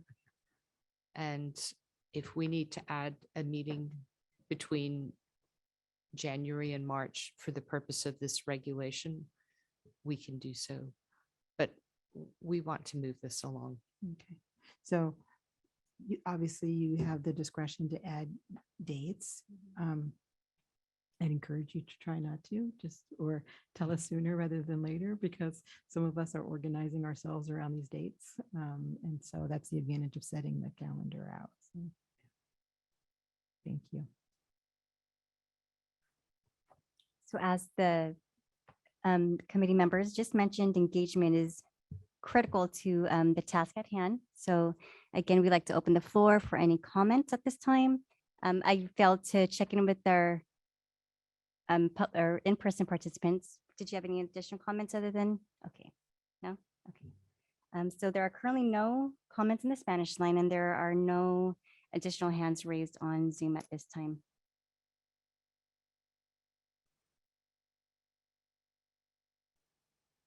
What we'd like to do now is to close the.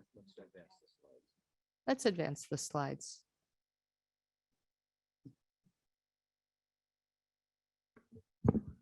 Thank you. This is Swati Sharma with the Board of Environmental Safety. I just wanted to add that tomorrow we will be announcing the December board meeting date, but the intent of the December board meeting date is really to discuss in detail the permit appeal process and the board's input. That's the whole intent of that board meeting, was because we don't want to give just 5 days of comment period. And so that's the intent, that we try to discuss all of that during the December board meeting. That way in January, once the emergency rulemaking process begins, there's enough time notification for everybody to digest all of the pieces. So just wanted to add that we didn't initially anticipate the December board meeting, but added that for that very reason.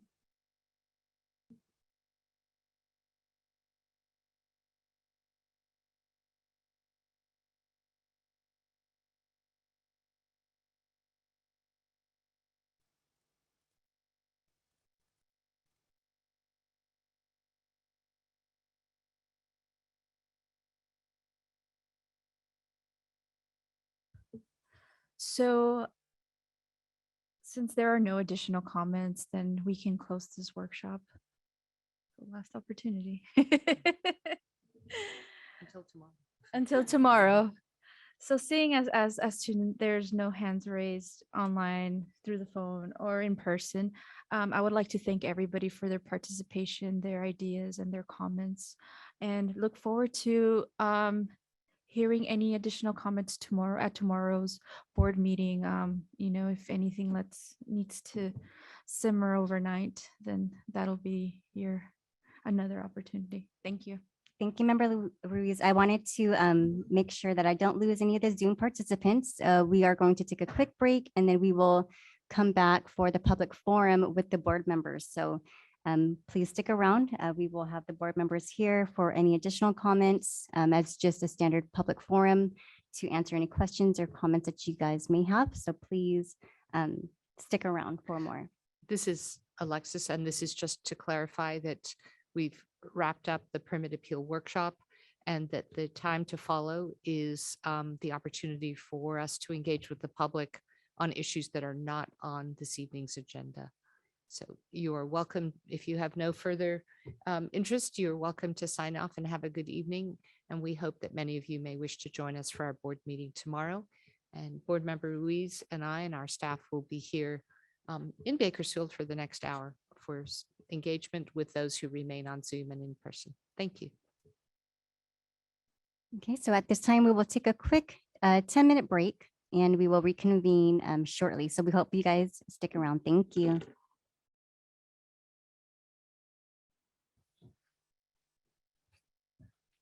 I'm Good gonna evening, stand up because I've everybody. been sitting all day. We're going to start. So welcome to the Board of Environmental Safety's public forum. This is totally informal and the board is looking for comments, general Right. suggestions. So hello, everybody. Get as close as you all can.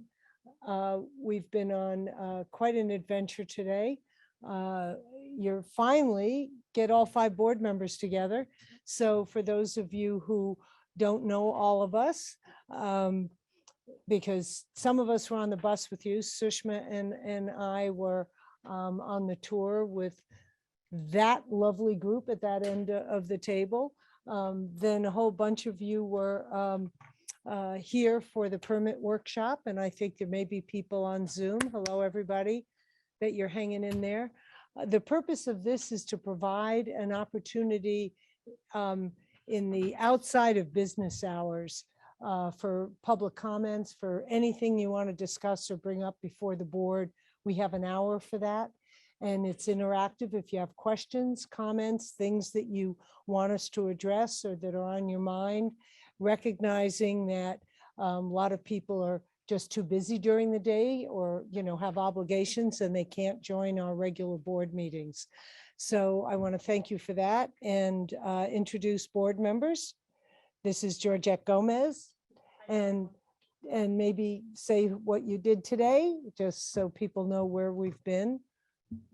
Yeah, hi everyone. Good evening. My name is Georgette Gomez. I'm a board member from San Diego, and I had the pleasure of touring 2 sites, Kettleman and it's been a long day, and Buttonwillow, yes. And here I am, looking forward to hearing more from the public. Thank you for being here.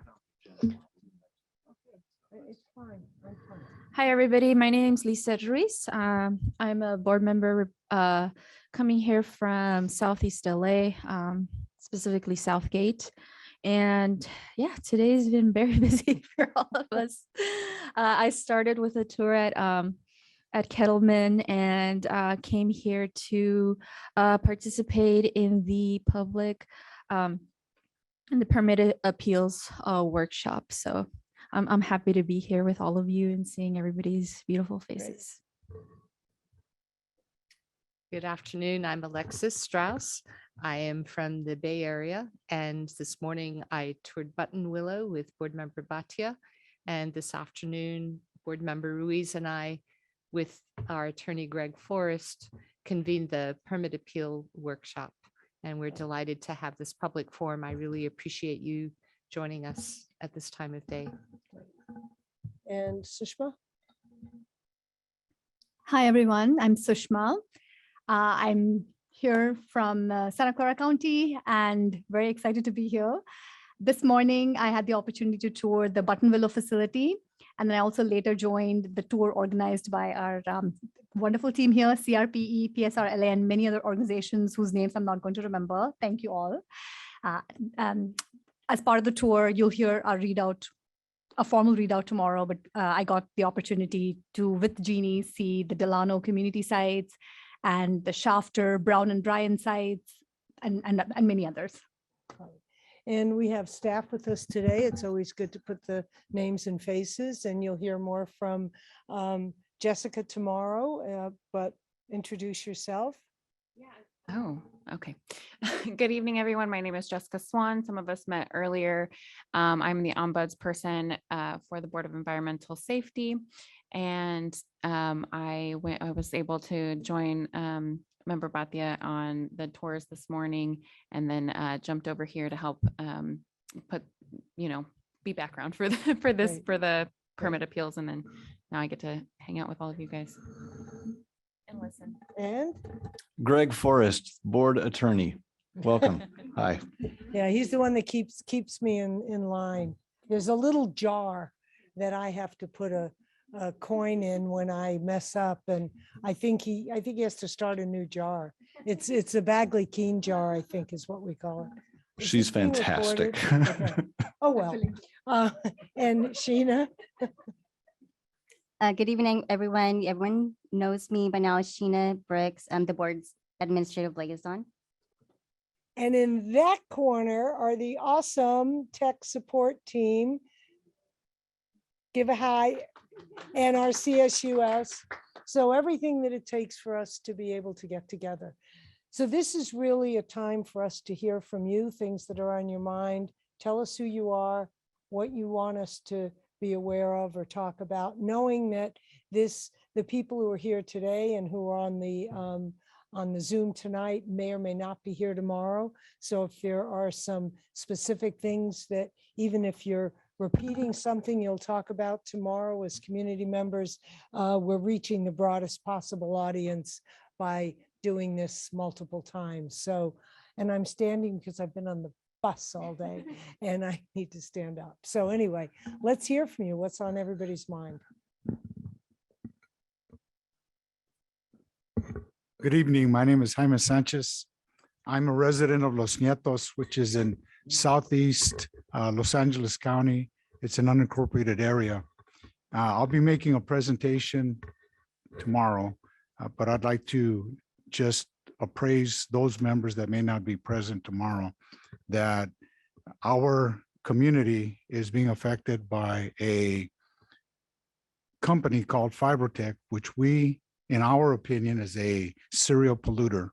They have a long history of not complying with laws, regulations governing hazardous waste and hazardous materials. And we will be requesting that the board deny their hazardous waste facility permit.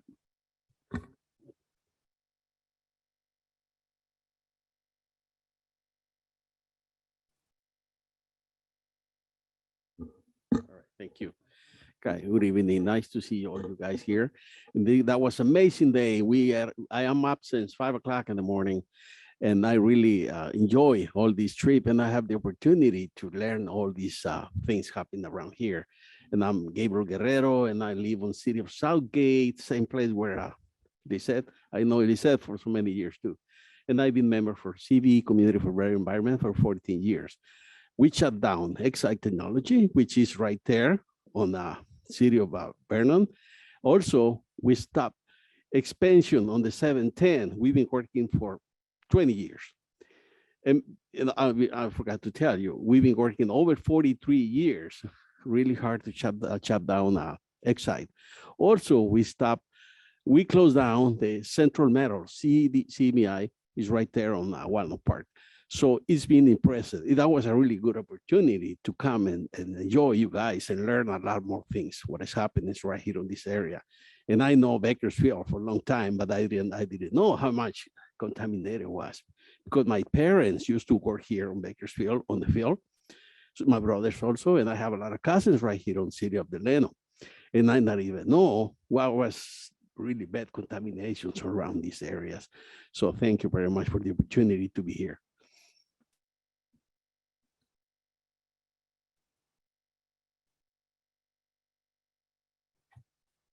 I'm Melissa Bumstead with Parents Against the Santa Susana Field Lab. First of all, I just really want to thank the BES board who came today. I really feel that these tours are a huge step in the right direction for connecting the government and the people, and an opportunity for us to learn from each other as environmental justice communities, a chance for us to get to know you better, which I think is important for that trust building and relationship, and for you to understand who we are and to see the environment, which is so much more impactful than even I think film could do. It's being able to place yourself in our shoes. And so thank you very much for coming to that. I think it's going to be the type of act that really brings lasting change, and more than just it's not like lab science, you know, it's real life science, and it's not just writing down EJ statements. It's actually coming to see them and live and breathe them. So thank you for that. We would like to see the BES. I got to see a little bit of things that you guys are planning to do, and I'm excited about the progress and the steps that you guys are taking. Environmental remediation isn't really something that is required right now by the BES, and yet I feel like that was an intention of the law, but somehow wasn't written into it. And, you know, I'm gonna need to probably talk to Ingrid, and we need to figure out how does that get incorporated? Because obviously that's a large part of what the Department of Toxic Substance Control does. And that's a huge part of where there is failure on the behalf of the DTSC. And, you know, our hope, we weren't sure if the BES board was going to be effective. We've had problems with other regulatory boards, and that was just another hurdle for us to have to jump through. Now that you're here, I have a lot more confidence. I feel like you guys have good intentions, and again, showing up to these meetings is you know, walking the walk. But the law needs to be able to protect these environmental groups, and for the environmental remediation. And what we would like to see is more help with dealing with the problems we have with the DTSC. We have no, besides litigation, we have no options as a community. We have no one to step in for us. And that's hard when we're fighting Boeing, NASA, and the Department of Energy, and the DTSC, who is meant to be our advocate. And that's very difficult, and it's very time consuming, and it's exhausting. And we obviously don't get a lot of traction, because even though we have technical specialists who are exceptionally gifted at what they do, for a community group to come up against government scientists and say, even when we can show exactly what is wrong, we have the disadvantage automatically. The trust is not going to go to us, and it's not going to go in our favor. And right now, we're suing the DTSC right now. We're in the middle of a lawsuit. We're one of the participants in this lawsuit over CEQA violations for the settlement agreement that the DTSC brokered with Boeing earlier this year.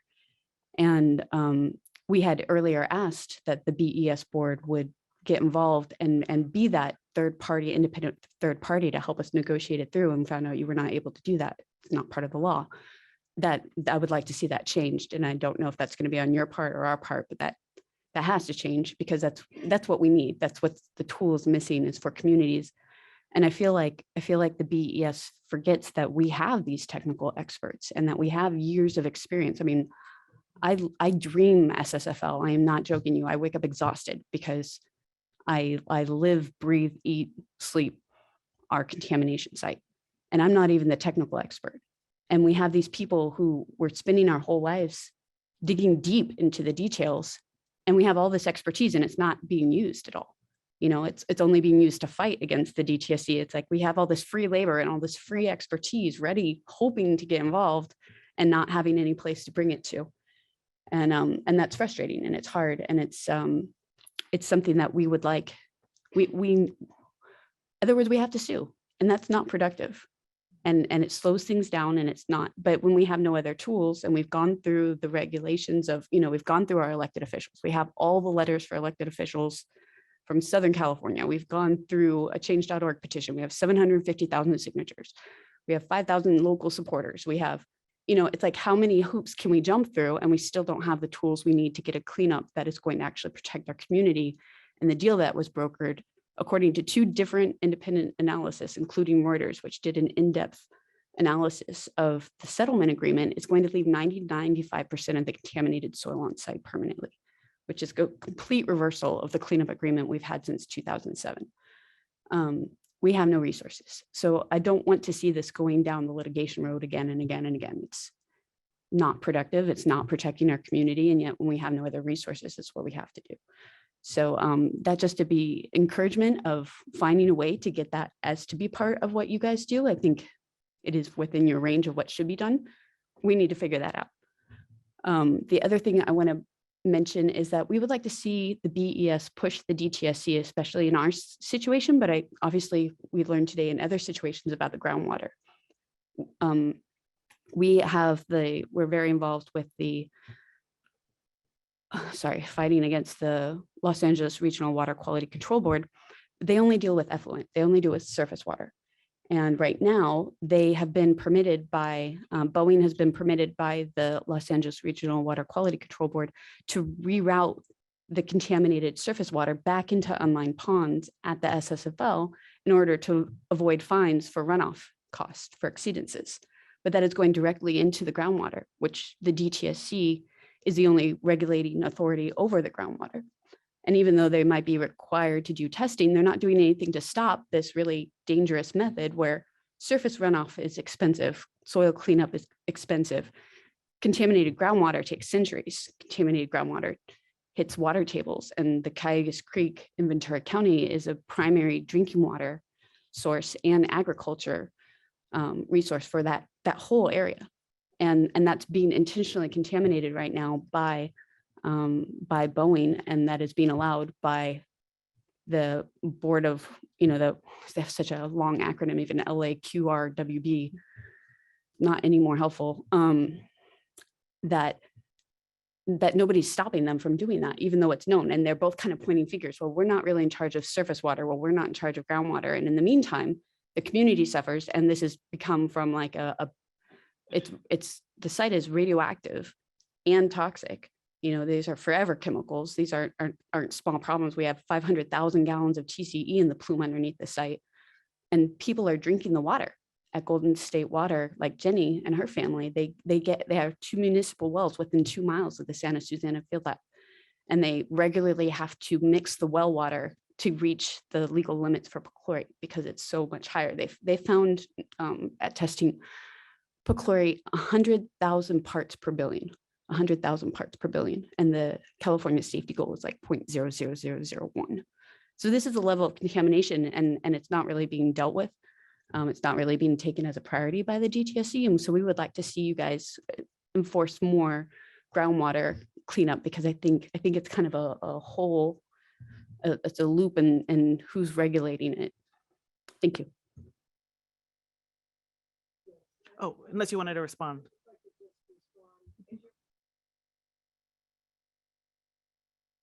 We've talked about it, and we'll talk about it again at the board meeting in terms of the limits of our authorities.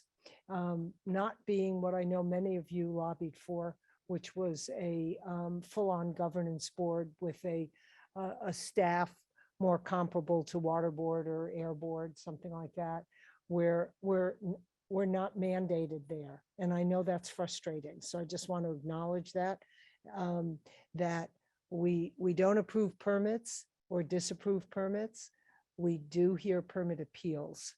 And so to that extent, we're not involved at the permitting stage. Now, that said, we're very attentive to what keeps coming up in the discussions about the permitting process. And also we'll be in a position by next August or so to be making recommendations. That we can do. We can make recommendations to DTSC, to the programs within the department. And we're certainly engaged in this dialogue because permit appeals are affected by the permitting process. I mean, that's pretty obvious. So we do want to hear it all, even if we have to say, I can't help you with this today. I can't overturn that, or we can't, but we do want to hear it and we do want to understand it because it's part of how this will evolve over time, whether or not the legislature or the governor will see fit to enhance this. But we also have an ombuds to hear these concerns now, right?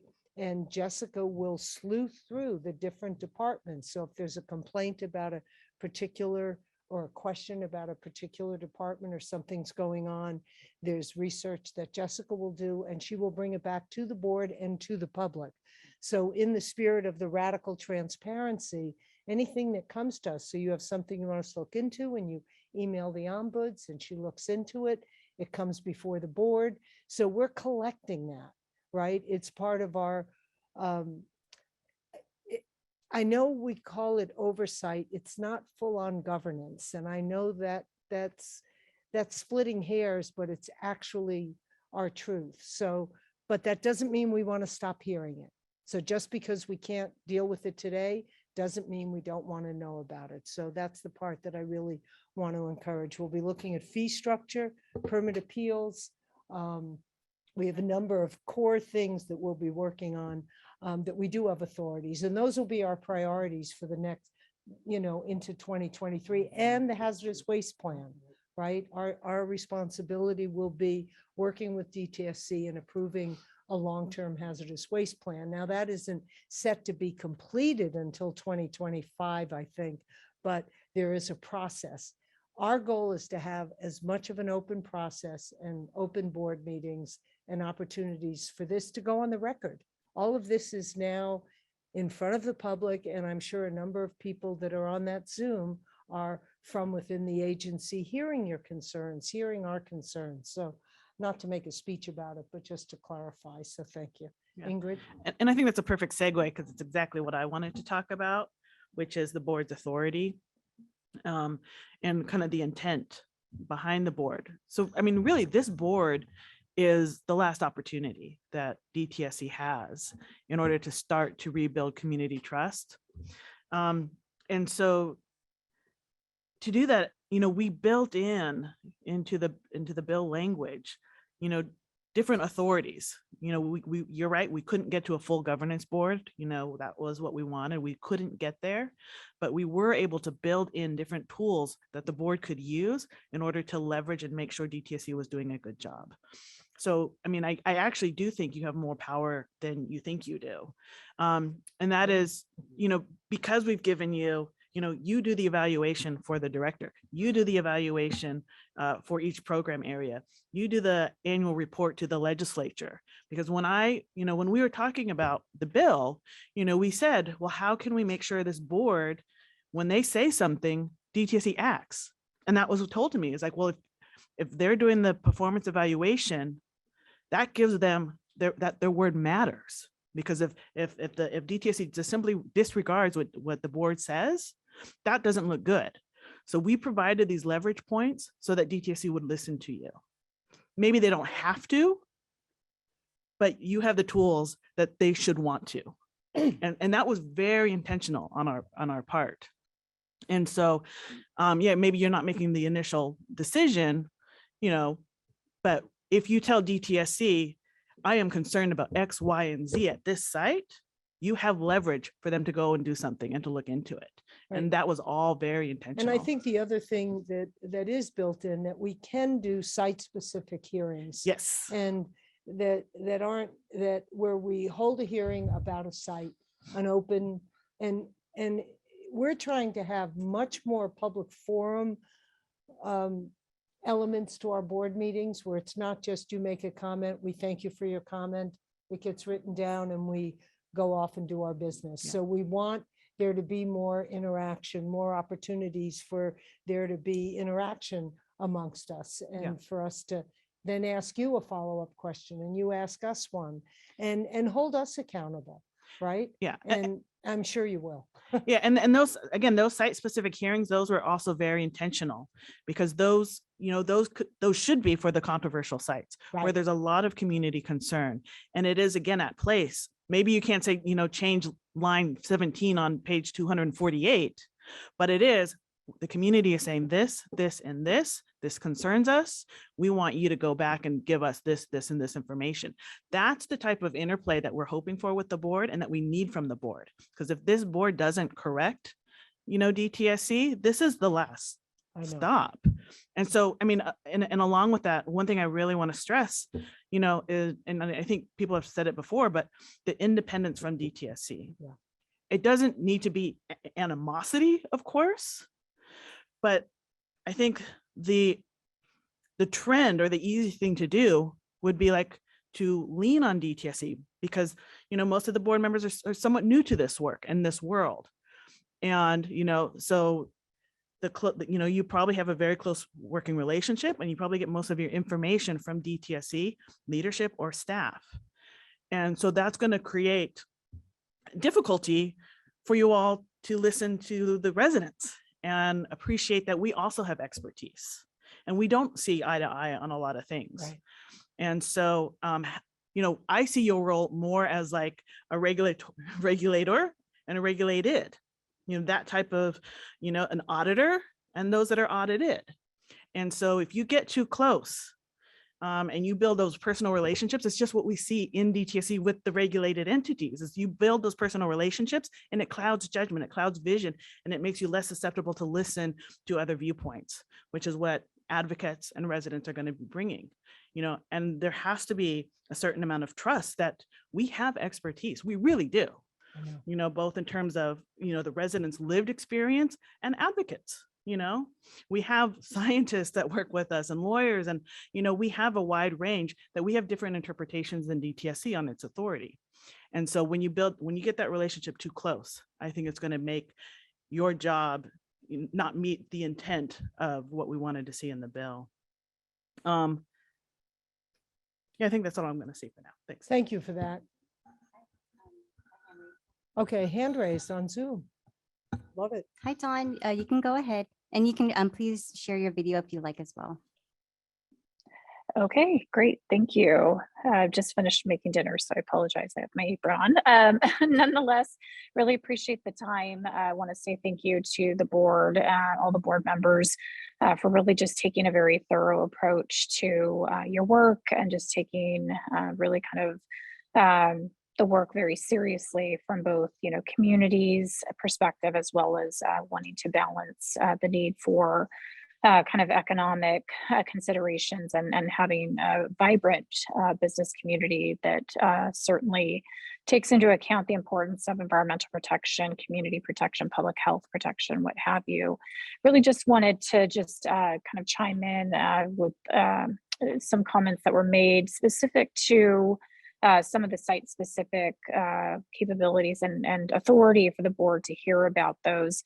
I think that's something that representing the California Council for Environmental and Economic Balance and some of my colleagues in the regulated community really very supportive of kind of those site-specific opportunities to discuss, but also kind of grappling with some of the challenges the board may be facing and feeling like you can have those types of conversations, discussions that are balanced and can include some of the feedback, kind of data response from the business community, those sites specifically, particularly where in some cases they may be in the midst of a permit appeal too. I think that's something we've been trying to grapple with about how to ensure that the board feels comfortable having those kinds of conversations about site-specific issues where there also could be a permit appeal put into place at some point. And I think that's important that those types of conversations be balanced, but also understand some of the challenges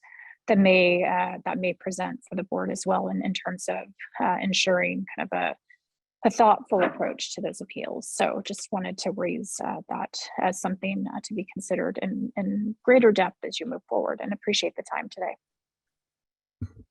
Thank you, Dawn. I appreciate it. And Dawn is someone who also testified in August to the legislature along with Ingrid, which I appreciated that they didn't just hear from the director and the deputy director myself, they also heard from the regulated businesses and from the community advocate. Ingrid was such a lead on that. Thank you. Other other discussion points or comments, or anyone want to respond to anything they've heard so far? We are checking with the Zoom participants. Yeah, go ahead. I think, you know, as a community member from an environmental justice community, I think personally, I can speak to a comment that was brought up at one of our permit appeals workshops related to who's present at the table. And I would like to hear the discussion here if anybody has any opinion on who should be present at any of these discussions. One comment was brought up about having industry present and within a space mixed with community residents. And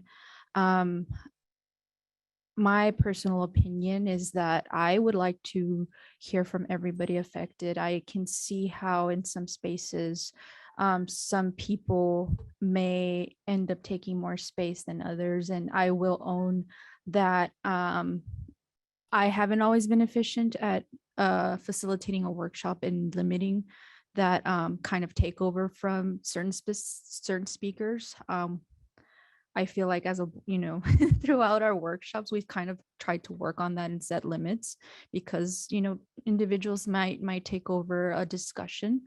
But I feel like, you know, setting that in really working as a better facilitator to provide space to everybody, I feel like it would be important to hear from everybody to have that discussion versus having different settings for different groups of the public. So I don't know if anybody has any opinion related to that. Yeah. Hi, my name is Jenny Knack, and I have a specifically addressing what you just said. At our site, we have had our responsible party, one of our responsible parties, Boeing, negotiate privately with DTSC, essentially letting themselves out of their previous cleanup agreements, which, as she said, will leave 95% of their chemically contaminated soil on site. And the issue that we have is that that process did not undergo environmental review, and there was no opportunity for us to be at the table. And so for over that year, we were pushing back. We knew that those things were happening. We said, please don't do this. You know, that's like basically saying, don't let them take our cleanup from us. We understand that industry's goals are going to primarily be extractive and economic in nature. And what we want is our regulatory agency back that is going to protect public health, remediate the land. I mean, when we went out there today to Shafter, someone could say, hey, you know, they've got cracks in their concrete cap. Okay, fine, right? You don't have any idea what that is until you get out there. It's essentially a field. You have to look for the concrete. It's a disaster. DTSC has walked away from that site. I'd never heard of the site before. But I think what's happening, or what has happened to that, to DTSC, is that they're not serving the public in many cases. It is the industry and the responsible parties whose interests are being served.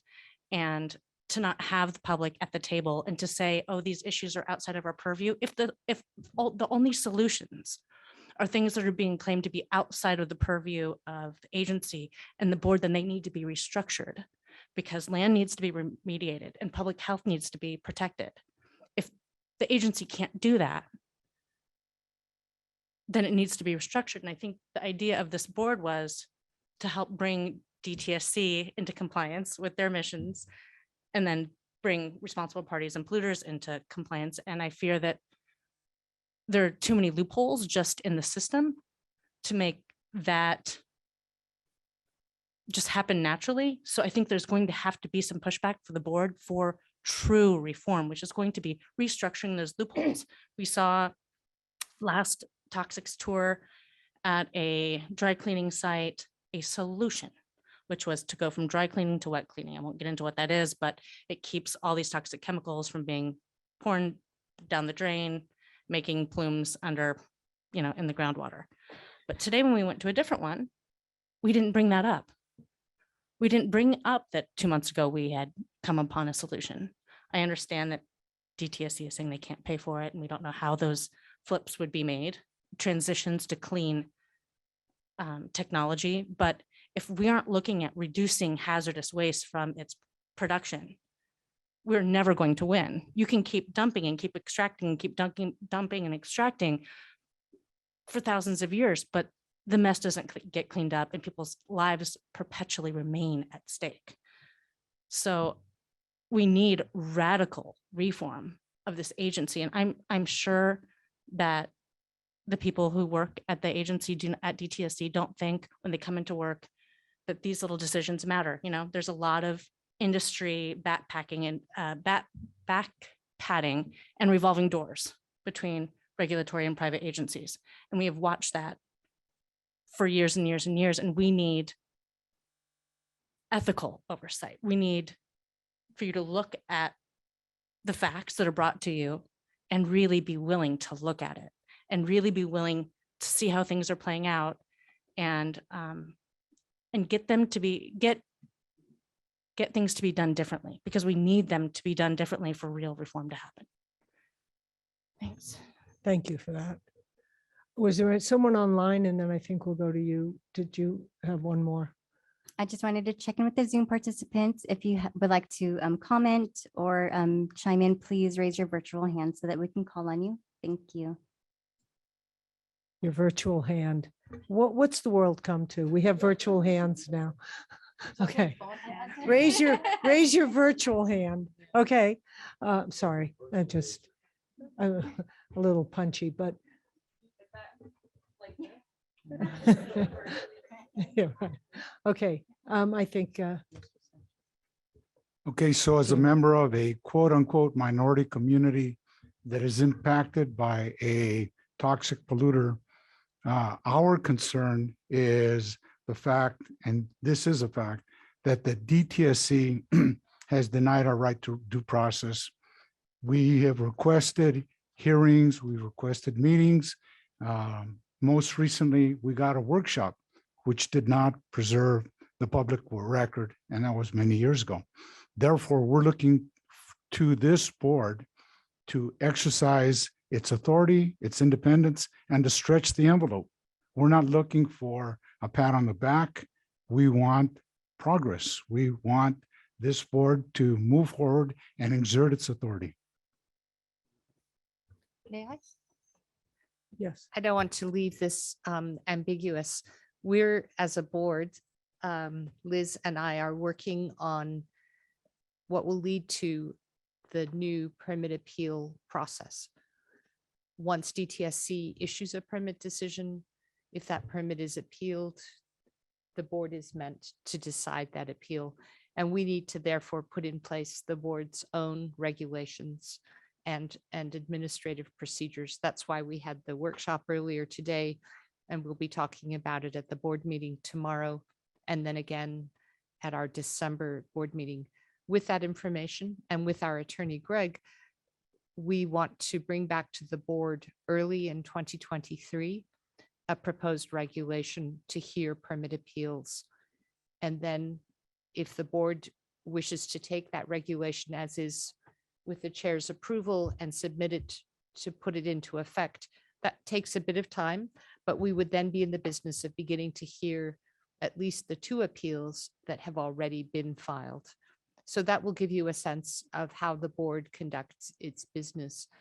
I just think it's important to lay a few timetables out there, given your frustration over FiberTech. If FiberTech were to come to the board, I don't want to have discussed FiberTech much with you at this time for obvious reasons, but I understand your frustration. I just wanted to be realistic that it will be a few months into the new year before I think we have a new permit appeal process and regulation. I hope so. I hope so. It matters that we all understand. One of the things that we have been determined to do is to help define a more effective public engagement process. We have not had, perhaps after the many years that Ingrid spent putting this piece of legislation across the finish line with the participation of others, we have not had very much engagement with DTSC. As you know, we live in different places around the state. 4 of us are part-time. Our chair is full-time. We've had a few briefings on budget and Bagley Keene and things like that, but there's not quite as much interaction as you might imagine. I sometimes would like to know more, but there's not been as much as you might imagine. Thank you, Alexis. Does that help? Yes. Okay. And I think, yes. If you can please state your name and affiliation for the record, please. So I will. Ricardo Martinez. I'll give you a little bit of context of my background. I want to try to answer Board Member Ruiz's question or what she's asking for. First and foremost, thank you, all of you, for your time. This is really important work that you're doing. I'm Ricardo Martinez. I recently retired from state service after 33 years. Right at the onset of the pandemic, it was a good time for me to say I'm done.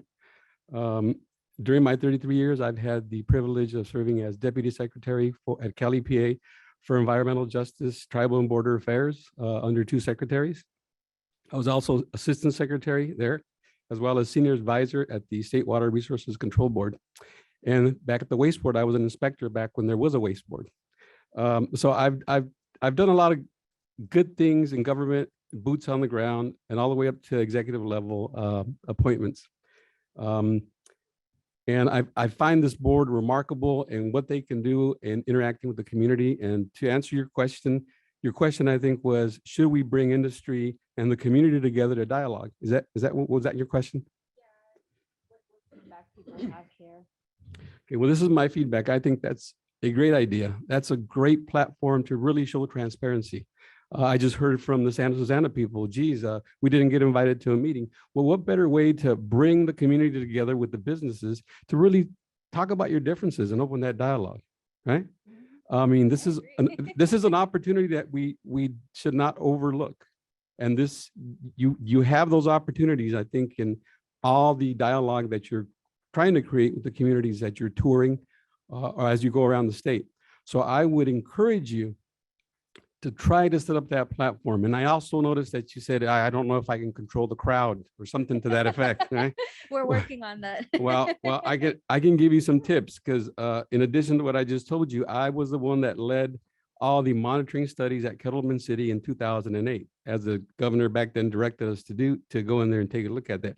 I helped publish the final report. So I can help you, give you tips on how you can manage the situation to make sure everybody gets an equitable chance at putting their opinions forward. So I want to encourage the entire board to maybe adopt, if you want to do a pilot. I don't think you need a pilot. I really think you have lots of opportunity for you to do good here and hear from both sides. As we heard from Don, business is very, very important to California. It creates jobs. Hey, I don't like taxes, but taxes are good. I think, they pay for a lot of infrastructure, right? So we need to have that balance. And I understand. And I also understand coming from an impoverished community. I came from a farm working community. My dad came over in the Bracero program. I was actually taken at a very early age with my mom and dad and my 6 other siblings to go pick tomatoes. And I know I was exposed to pesticides because I'm suffering from some ill effects at my age now, that I know that were from the pesticides back then. If we regulate them now, I know back then we didn't regulate them. So I know where the community is coming from. So again, this is an opportunity for you to engage business and community to talk about what is it they want to accomplish and what do they want to walk away with and make this a win-win situation. Well, thank you for that. And I think you just volunteered. I think you just volunteered for something. And we now, I think we have a new committee and part of what we haven't gotten to quite yet is to form advisory committees, to form committees of people who have something to bring. You obviously have a level of experience within government, not affiliated with any litigation that I know of, right? So, but no, right. But point being that we need the wisdom of people who've been in the trenches and who understand this. We've been relying heavily on many of you who were part of the independent review panel, the work on SB 158, AB, all of them, right? All the bills, everything, all the efforts for the last decade. So thank you for being on the committee that we've now formed. It's just the way it works around here. The more the, no, we really, I say that in good faith that you have something to bring and we will appreciate receiving it. Thank you for that. We got hands everywhere. Let's see. Hi, it's Angela Johnson Mazzaros from Earth Justice. I wanted to make 2 points. So the first one is an addition in response to your question, Board Member Ruiz. I think that getting people together to talk is a good thing. There are lots of virtues in that, and there are lots of good reasons to do that. And like we do in lots of different things, all the conversations don't always have to include everyone, as long as you can work out mechanisms for exchanging information, right? So I think that part of the challenges around coming together in spaces where people are passionate about the issues is that having the two parties who are in conflict in the same space results in people having the conflict. And sometimes it's helpful for people to be in individual spaces where they can talk without that extra layer of emotion and without that extra layer of sort of conflict, so that they can express themselves more fully. And for those of us who are sort of trained to be in these spaces and to try to, this or that, and for an advocate like myself who can very easily figure out ways to separate myself from the conflict that's happening, it may feel a little bit easier. For people who are closer to the problem, it may feel a lot harder to separate yourself from the conflict. And so there are many different tools for creating spaces for engagement. One of them is putting people together in a room to dialogue with each other. It's got a lot of benefit. Others are creating spaces where there are neutrals who can go back and forth and say, I just had a conversation with them and they said this, and what's your reaction, and you can have a go-between, right? So not in the unhealthy kind of behind people's back talking crap, but in the sort of the healthy kind of helping to bridge the gaps so that people can communicate in ways that are full and authentic. And so I would encourage us to be able to think about a both and instead of an either or. Invite people into those spaces who would like to be in joint spaces, and create those spaces where people want to express things outside of that environment, because this doesn't have to be a cage match, right? This can be about how do we get information that's exchanged and build a shared understanding, at least, even if we can't build a shared vision or road. So that's Thank my you for that. response. And then the second thing I want to raise is related to the operational plan, which I think folds into these things that we've been talking about here today. So in the operational plan, the board proposed item number 4 for public engagement. And you said to, which I appreciate, to drive radical transparency on matters related to DTSC and the board's mission, and to educate the public on environmental principles and practices with a view toward changing behavior. And then you list some things you'll do. And I would like to invite y'all to consider this phrase around educating the public on environmental principles. I think I understand that as a way to provide information to people who often don't get information.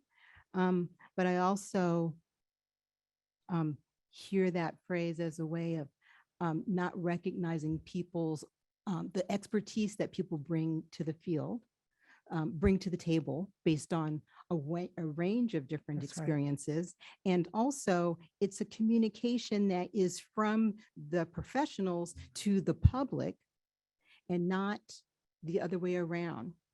And there's a whole bunch of stuff that has been written and discussed and that can be considered around the notions of structures, who holds knowledge, what kinds of knowledges are heard and respected, how knowledge gets incorporated into decisions, all of that stuff that DTSC along with a lot of its companion agencies would be well served to consider and to think about how to create spaces where we can expand the educational dynamics. So it's not always from us to them, I get it. right? And and to build the other way around. That's really helpful. I can see Sushma, that's her project. You're hearing that. Do you want to comment, Sushma? Great comment. I mean, I have nothing more to say.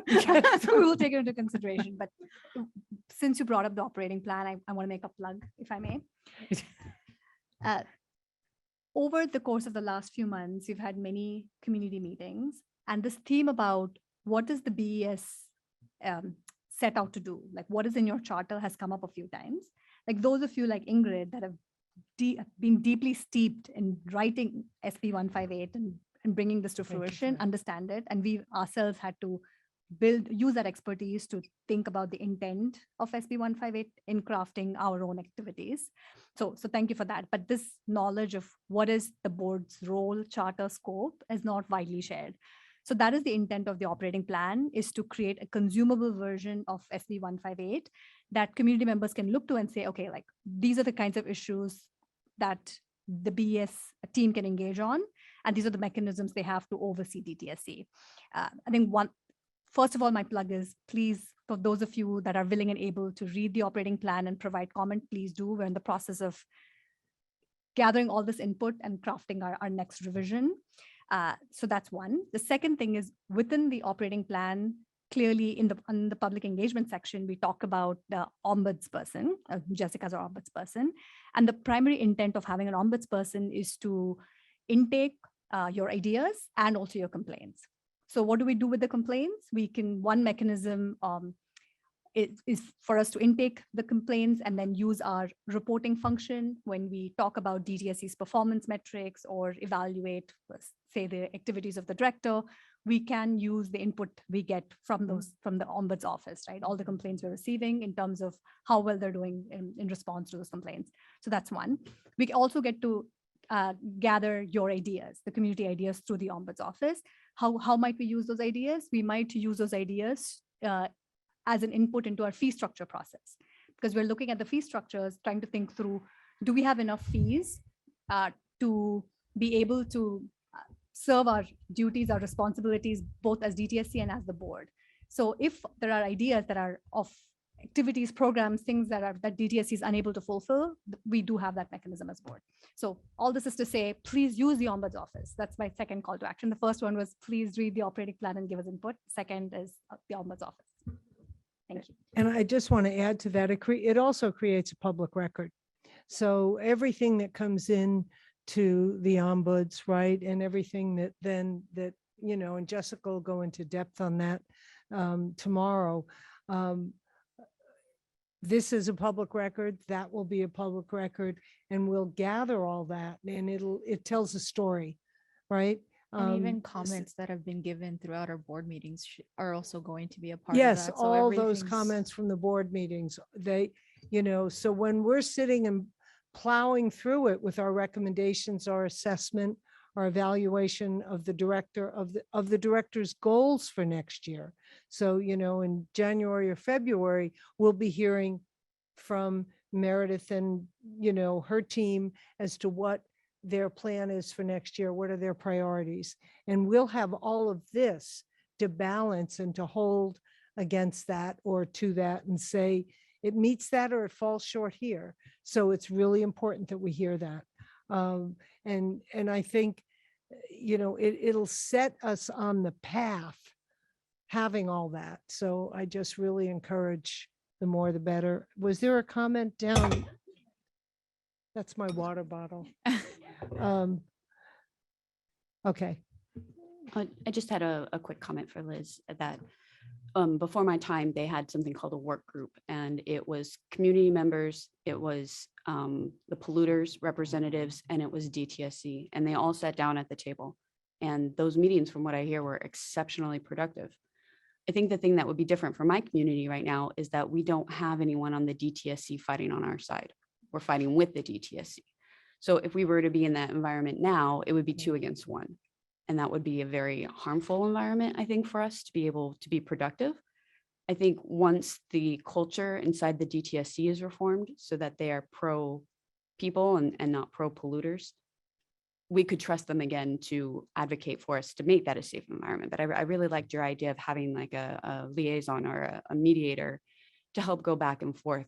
Right now, we could use that with the DTSC themselves because they're actually, we expect the bad actions from the polluters. Like that's not a big surprise. We need the correct actions from the DTSC who can then go after the polluter for us. So I think for us, that would be an intimidating situation to sit down with the polluters. They're lawyers, they've gone through all the right trainings. We're a scrappy bunch. And that would be intimidating, I think, for me in a lot of ways. Yet I would like ways to have that information go back and forth. I think that would be productive. Thank you. So I wanted to check in with the Zoom participants again, since it is now 7 o'clock. It's your not last chance, but last chance for tonight. If you would like to comment, please raise your virtual hand so we can call on you. Additionally, Angela, I wanted to say Don Kepke did comment on Zoom saying, well said, Angela. So I wanted to let you know. So I just had a comment. Yeah, since please we're do. talking about me without talking about me. Yeah. So yeah, so the I will go into more depth tomorrow at the board meeting about what the ombuds position means and what we've done so far to set up that position. But essentially, what you're asking for is this office, is the advocate for the community, someone who can be on your side. And so that is what an ombuds person does, is they are that advocate. So if we do need to have additional like things like, you know, reviewing documents and going through things before going into sort of mediation and things like that, that is what this program is set up for. And yes, go ahead. Do you speak Spanish? Because a lot of Hablo the, español un poquito, pero no Okay. suficiente. because today we really needed that translator that was integral Mhm. to certain people even having a seat at the table. Sure. So That would be obviously prior to being hired as the ombuds person, I worked in public participation. So my philosophy on language access is I'm very passionate about that. And so if the representation in the community is such that it would require an interpreter, that would be something that we would get because it's needed. Right. So there's people in the room that maybe want to speak that haven't yet. Anyone else? Any of our guests that have joined us at the end of the table or around the table? I would be most appreciative if you would introduce yourselves. We're so grateful that you could join us.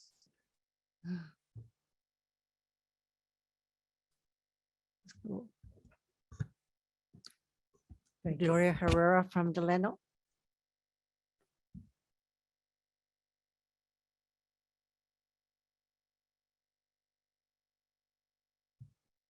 Yolanda Chacon from Delano Guardians. Thank you so much for joining us. This workshop was almost going to be in Delano, so it was very nice of you to come and join us here in Bakersfield. Right. And it was wonderful to be on the bus and hear from you today, and we'll talk more about that tomorrow, but thank you for that. Well, any other comments? Any parting wisdom you want to give us? I don't know, how many of you will be here tomorrow? A few of you? Oh, well, there you go. We're going to have a party tomorrow. And some of you will be back on Zoom. Thank you to everyone who tuned in at their dinner hour. And I think we will adjourn until tomorrow. Thank you.